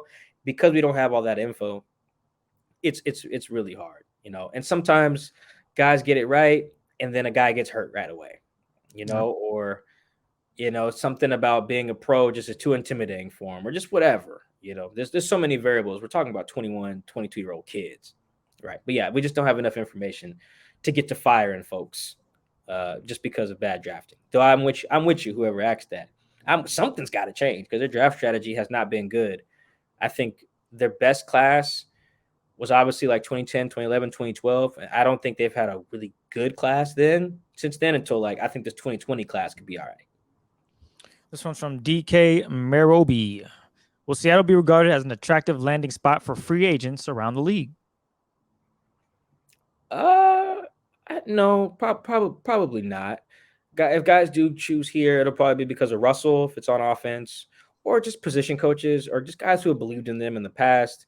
I don't think it'll be like, I really got to go. I think that's done. The Seahawks haven't played in those high-profile games enough in the postseason to be like a Kansas City or a Buffalo or the Rams or the Rams now. Yeah, like people just want to go to the Rams now. No, the Seahawks are not going to be that. I don't think the Russell stuff has that much to do with it, as much as it's just like they haven't, like guys like Carlos Dunlap and Jamal and Quandre, like when they were at home in January watching football, they were watching the Seahawks. And I mean, I know the Seahawks have only just missed the playoffs this last year, but I just feel like other teams have routinely made it deeper into the playoffs, that they're going to be more attractive than the Seahawks. Not to say the Seahawks, no one's like, I don't want to go up there, Seattle. I'm just saying there's other teams that have passed them in attractiveness. Kansas City. Like, why would you not want to go to Kansas City? You got Mahomes. That team's probably going to be a Super Bowl contender. Josh Allen. Why would you not want to go to Buffalo? I mean, honestly, the Chargers are probably an attractive destination now. Playing for, like I said, the Rams, even 49ers. There's teams that have made it further. I think those teams would just be more attractive than Seattle. Speaking of Russ, this one is from Anthony Green. Do you see the Seahawks trading Russ for Chase Young or someone else? Will the influx of young minds change anything on defense? This Russell going to DC stuff is just blowing my mind. Your boy wrote a story about it. Who did this? What's his name for the Athletic? Didn't we have him on too? Ben didn't. No. Ben didn't start it. He hit me about it because I did his podcast. Because he was like, "Yeah, somebody sparked this with like a report or something of it." I think Russ took a picture with somebody from Washington at the Pro Bowl or something like that. Oh, it goes further back. Okay, maybe it was like Jonathan Allen or something like that.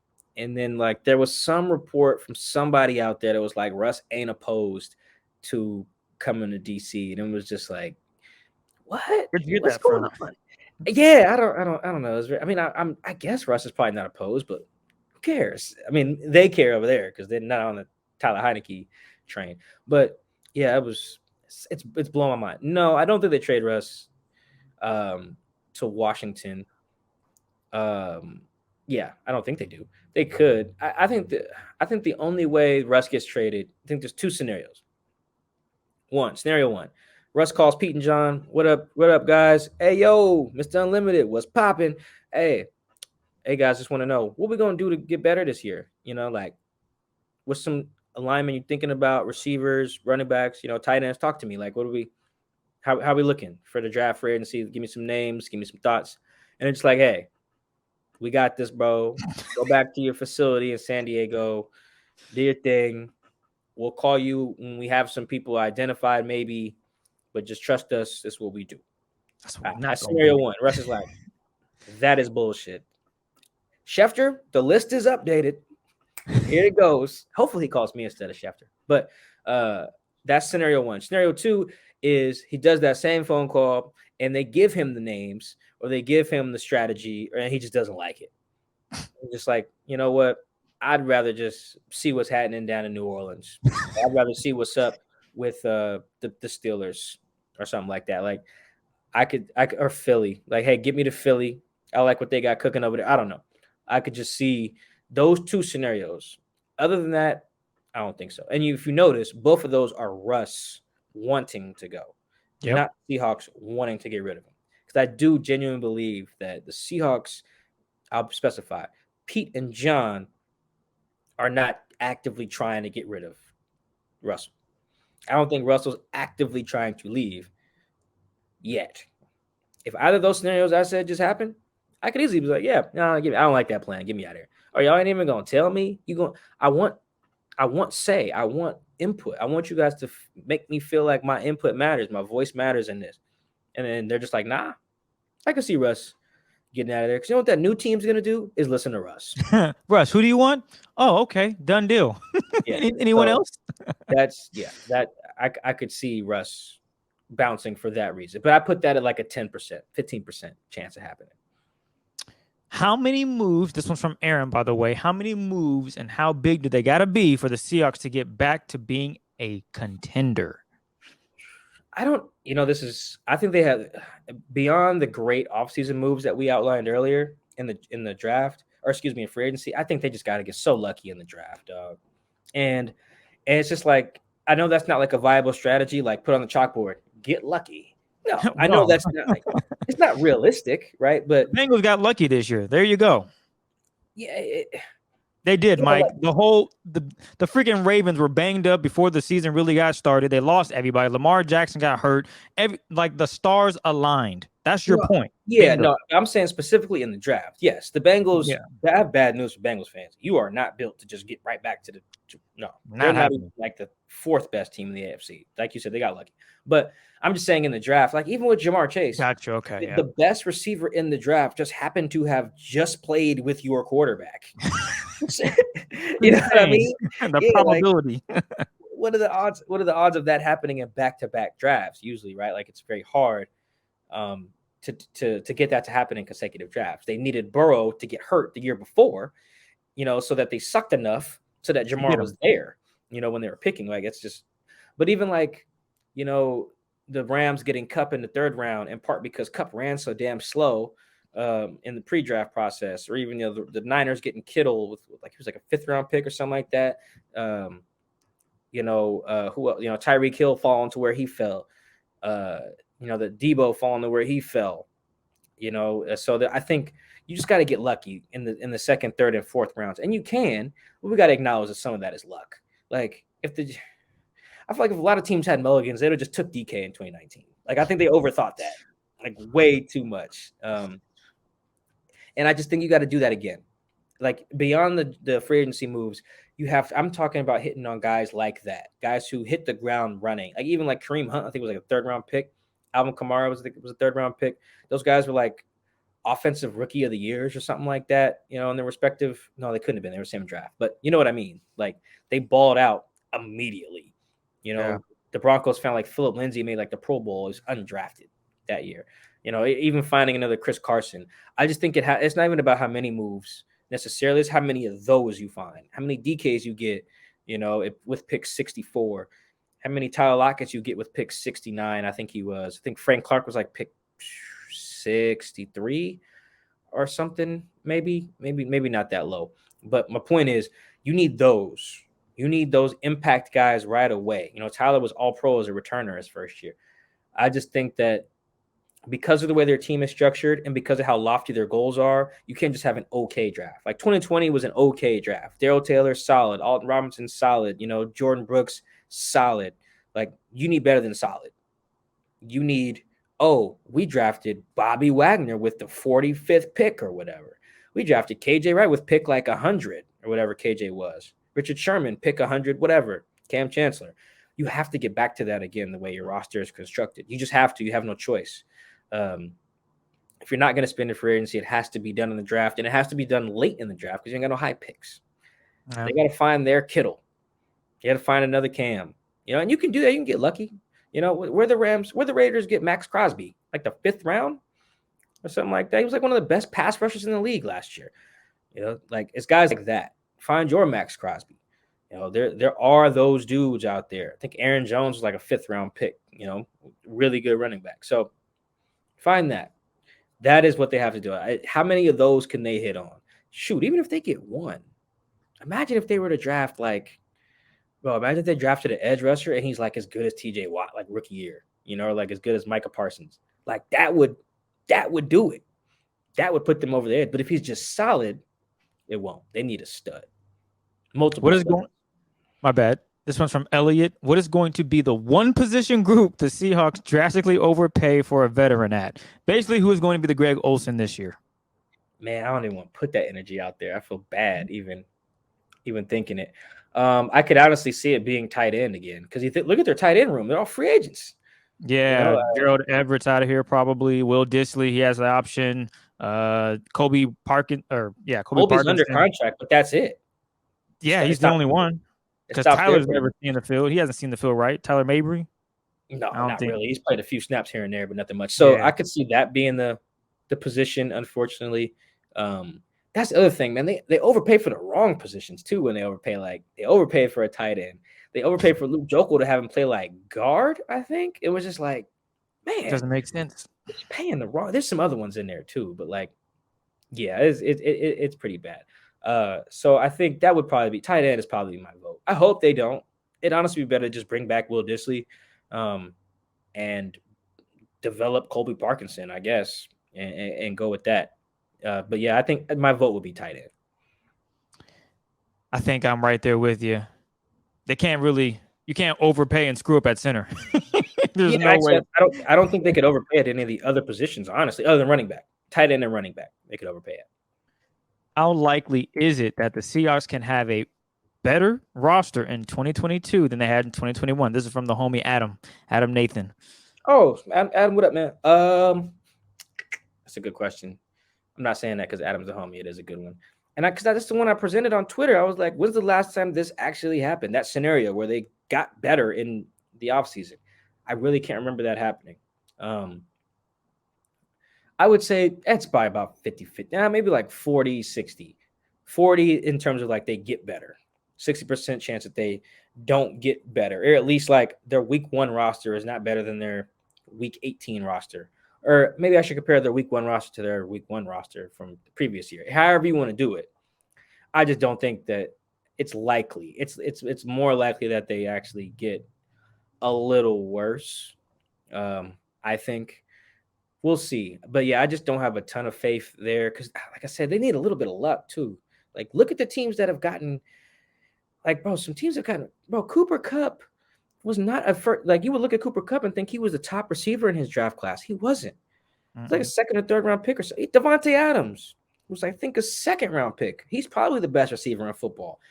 This is quote unquote luck. Like 40 picks went by before they picked Devontae Adams or whatever, maybe more. So it's like you're asking how lucky can the Seahawks get? Pretty much. That's for real. Like you really need to do that. And it's gonna be really tough. It's gonna be really tough. The good news is I think there's luck to be had at some positions that they do need from looking at the draft class. And in particular, I think at the edge spots and at cornerback. There are some flawed cornerbacks that with some teaching in like the 4th round, you might be able to snag. I think. Be able to work with something. Yeah, there's some guys I like there that I've seen like, all right, he clearly has this thing he's not good at, but that's fine. If you can maximize that one thing he is good. Like there's one dude from like Georgia who he had some gun charges or something like that, maybe possession of weed, whatever. It all got cleared. We ended up transferring, I think, from Clemson to like Georgia. And he's like really, really good ball skills. I forget what his like fatal flaw is or why he's not a top pick, but he has really good ball skills. Maximize that. Like that's what you have to do in rounds 2, 3, and 4. Find a guy who's like, all right, clearly he's bad at this thing. That thing he's good at, let's use the hell out of that. And I think that's where they got to get lucky. I think, like I said, about 40% chance that happens. But, I mean, at 40 is pretty high, I think, if you compare that with some good free agent moves as well. This one is from 131S, undersung hero for next season. This season, we came with Al Woods for that, right? Who's going to be the unsung hero for next year? Mm-hmm. That's a good one. Man. I'm not sure there. I mean, it could be Jake Curran, the right tackle, if he ends up winning that job. Time out, man. How you gonna just take my pick, man? That's crazy. You didn't tell me your pick ahead of time. I wasn't gonna tell you because there's no way you was gonna pick him, and then you just said it. That's crazy. Continue. I'll figure someone else out. That's fine. Okay, no, figure someone else. Go ahead. Who else you got? Well, that was my one, but now I gotta think. So you know what? Since you sniped me, and I didn't. By the way, as you could tell, me and Mike didn't discuss because there was no way I was thinking Mike's going to think of this guy. But clearly Mike's like, I like the kid. I'll go with if Rashad Penny returns, I think he does it again, and he's healthy all season.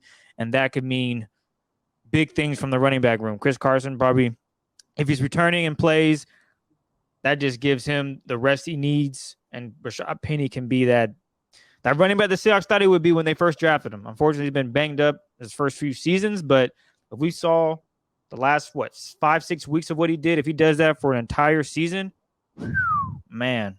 So I'll go with Penny.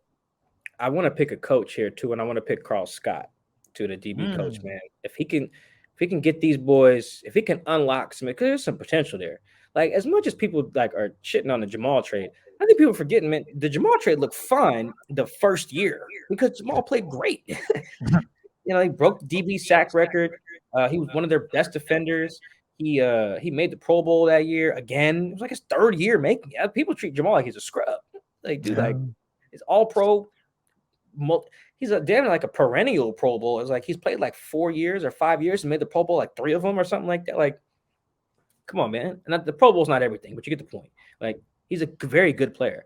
So I think if Carl Scott, man, and Andy Dickerson the O-line coach can unlock some of these guys, like there's some potential there. Like Damian Lewis is an interesting one, man. Like if he becomes a better pass protector working with Andy, huge, because he's like legitimately like not good at it.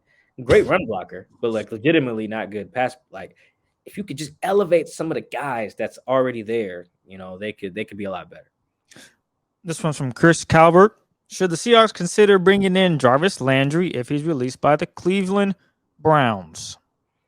Yeah, I'd like that. I think that Jarvis is used to getting the X amount of targets and attention from an offense. I don't think that he would get that here necessarily. I think other places like the Chargers would probably be a little bit more attractive to him. Maybe even Buffalo would be a bit more attractive for him. Baltimore is a team that should go after him aggressively if he came open. There's a lot of teams that need receiver help. I mean, New Orleans should throw as much money as they humanly can to him, wherever money they have, just because they need a good number two, they need a number one, because Michael Thomas might not ever play again for them.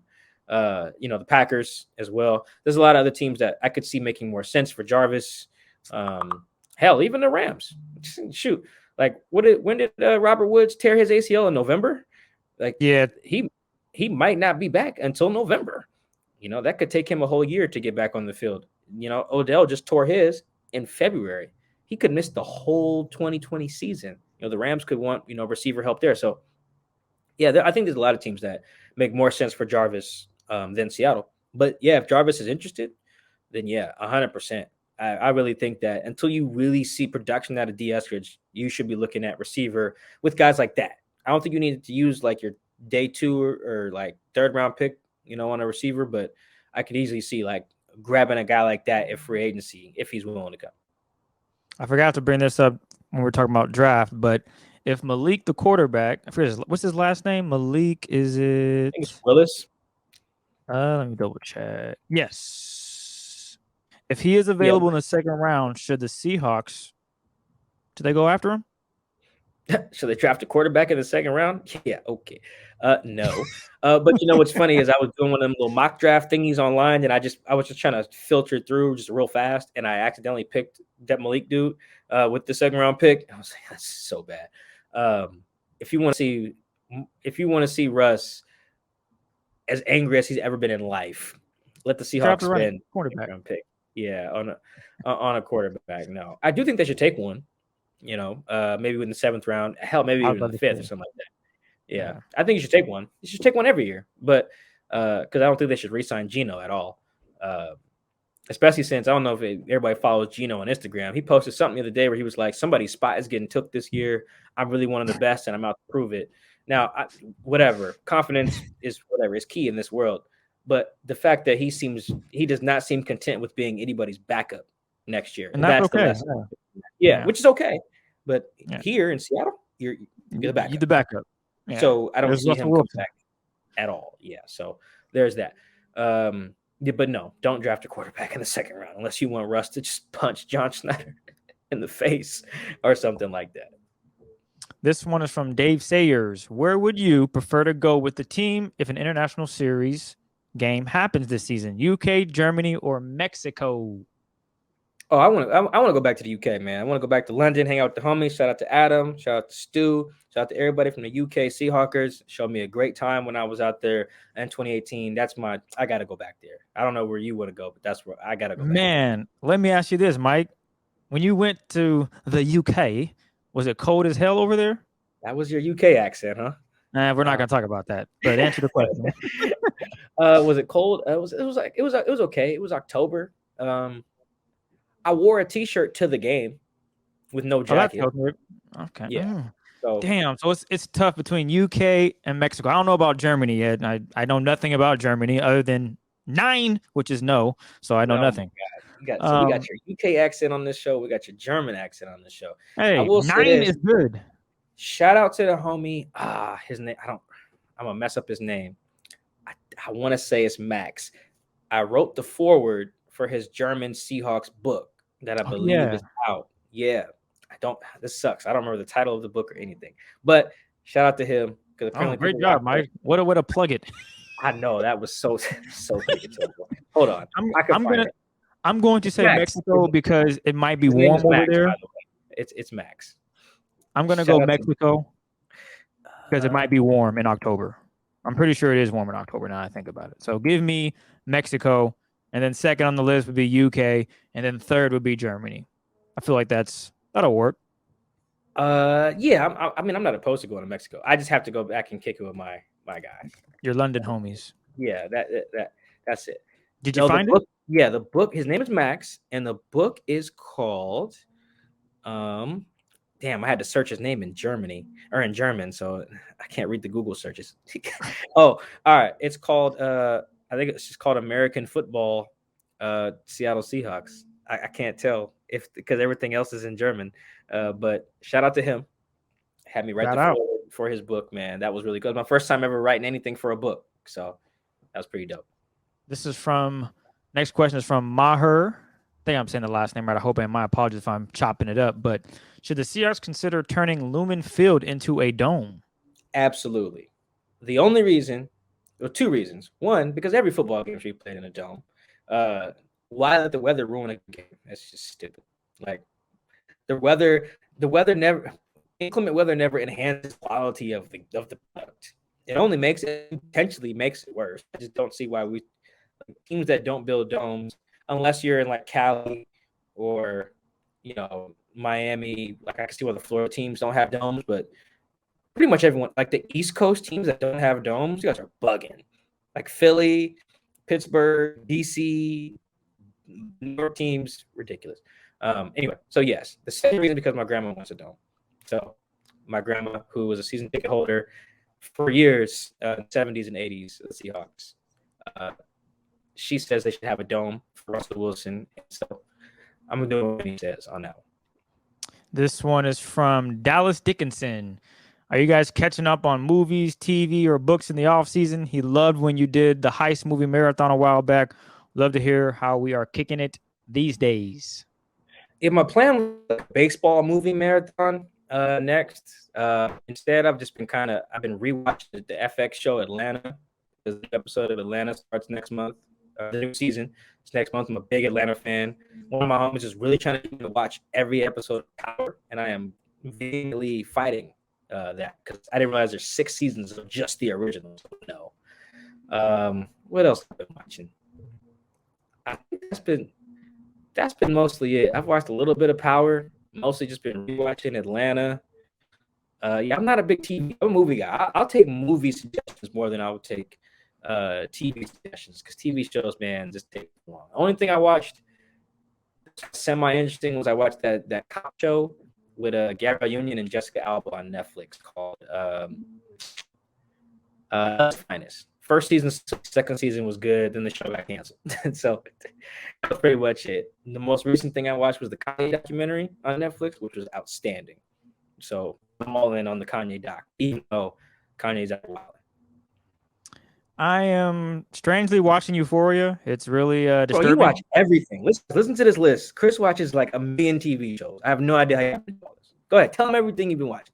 Well, Euphoria is one of them. I probably should stop because it's very disturbing. I don't know how I keep watching it, but there I am watching it. I know, probably something I should stop doing. Anyway, I'm a huge Power guy. I've been on Power since 2013 when it first aired, and I am now on Tommy's series. So Tommy's one of the original characters from Power. It's a whole universe now, kind of like Marvel.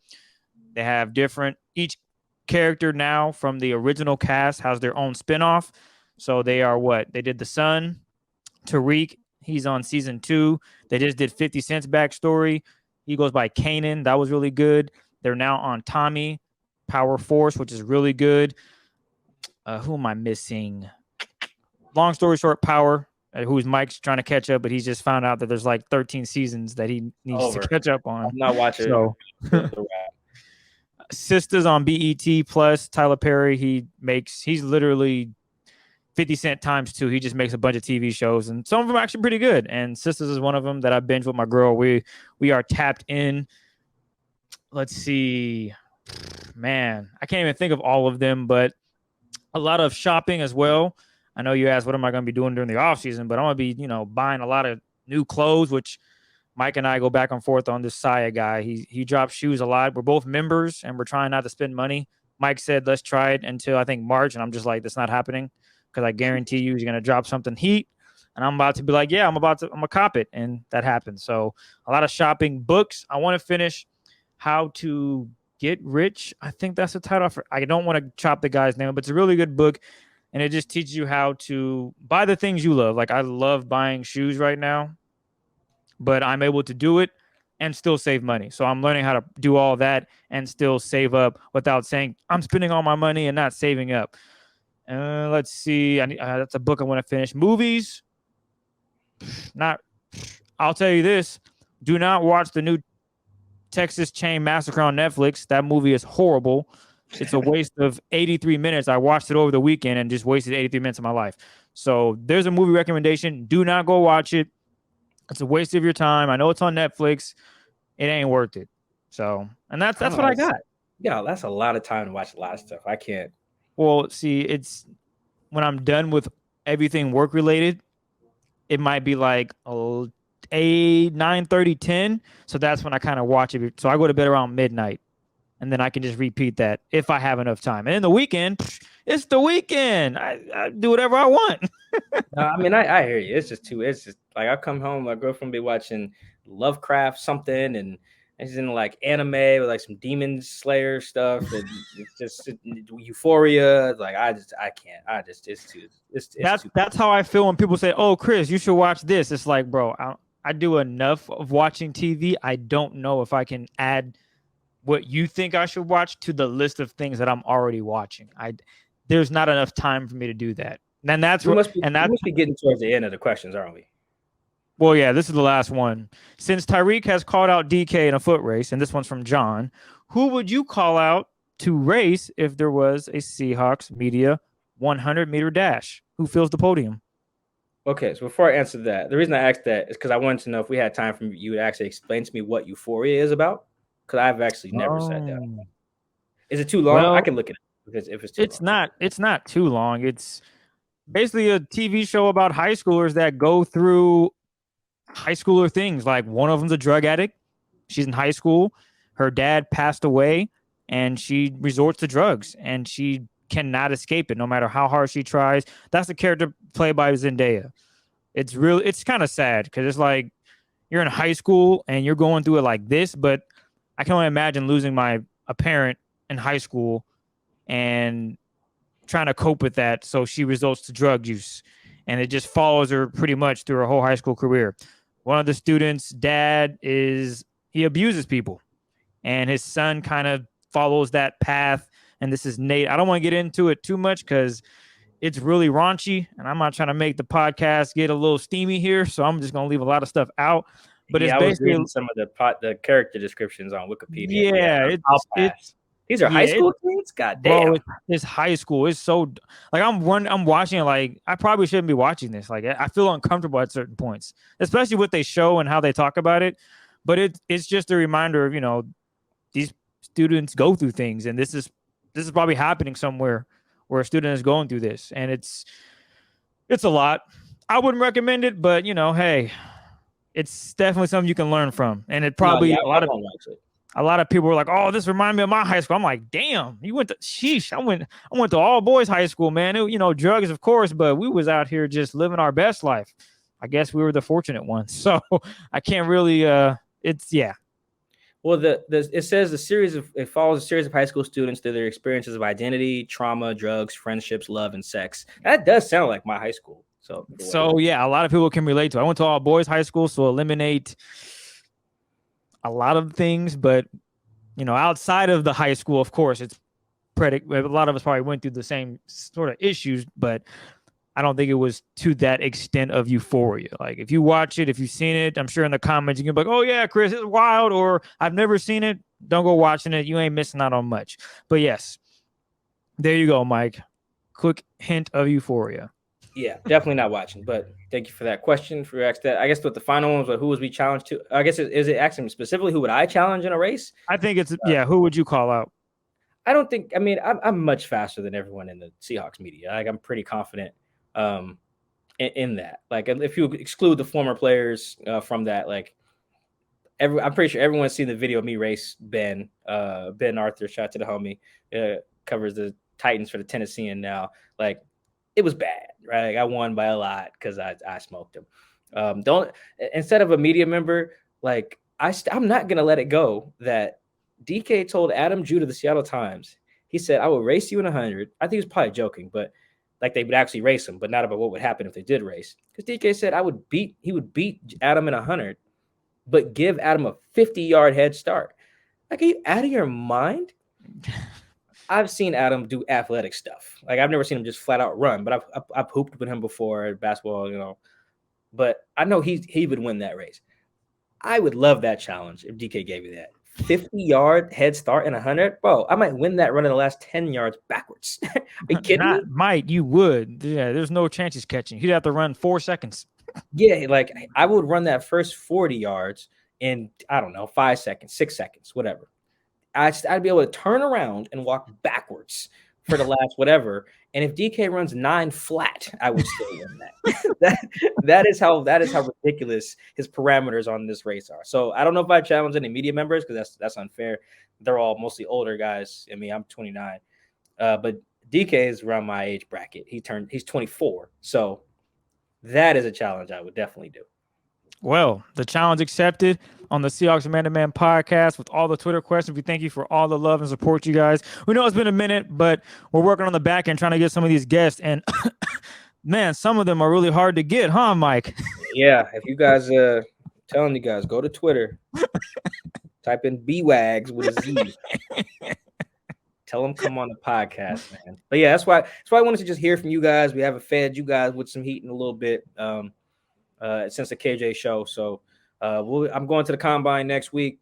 And then we'll hit free agency stuff. We'll do the guest thing, talk about. We'll try to. My goodness, man. Our guest list is stacked. No, yeah, we'll get some guys in there. We'll get some. If not, there's a lot of free agent movement that's going to happen. A lot of what's going to happen with this team that matters for 2022 will take place in the next like 2-3 weeks, maybe 3 weeks between the combine, franchise tag stuff, some trades that are going to happen with some of these quarterbacks. And then free agent signings and tags and stuff like that. So there's a lot that's going to happen. We're going to talk about all of it. In the meantime, appreciate you guys for tuning in. Shout out to everyone who subscribes on our YouTube channel, Seahawks Man to Man. Even if you're a Spotify listener or Apple, whatever, just go to the YouTube and just hit subscribe. It looks good as we try to, build this up, and do our thing out here. So appreciate you guys listening on all platforms. Appreciate the love. Appreciated all the good questions. They were really dope, as you can see. Damn near talked for 2 hours about them. So if they weren't good, we wouldn't have talked that long, except for, I don't know, we spent like 5 minutes on Euphoria. But that's all right. So we'll be back in March for sure. Appreciate you guys for tapping in. Thanks for the love. We're out.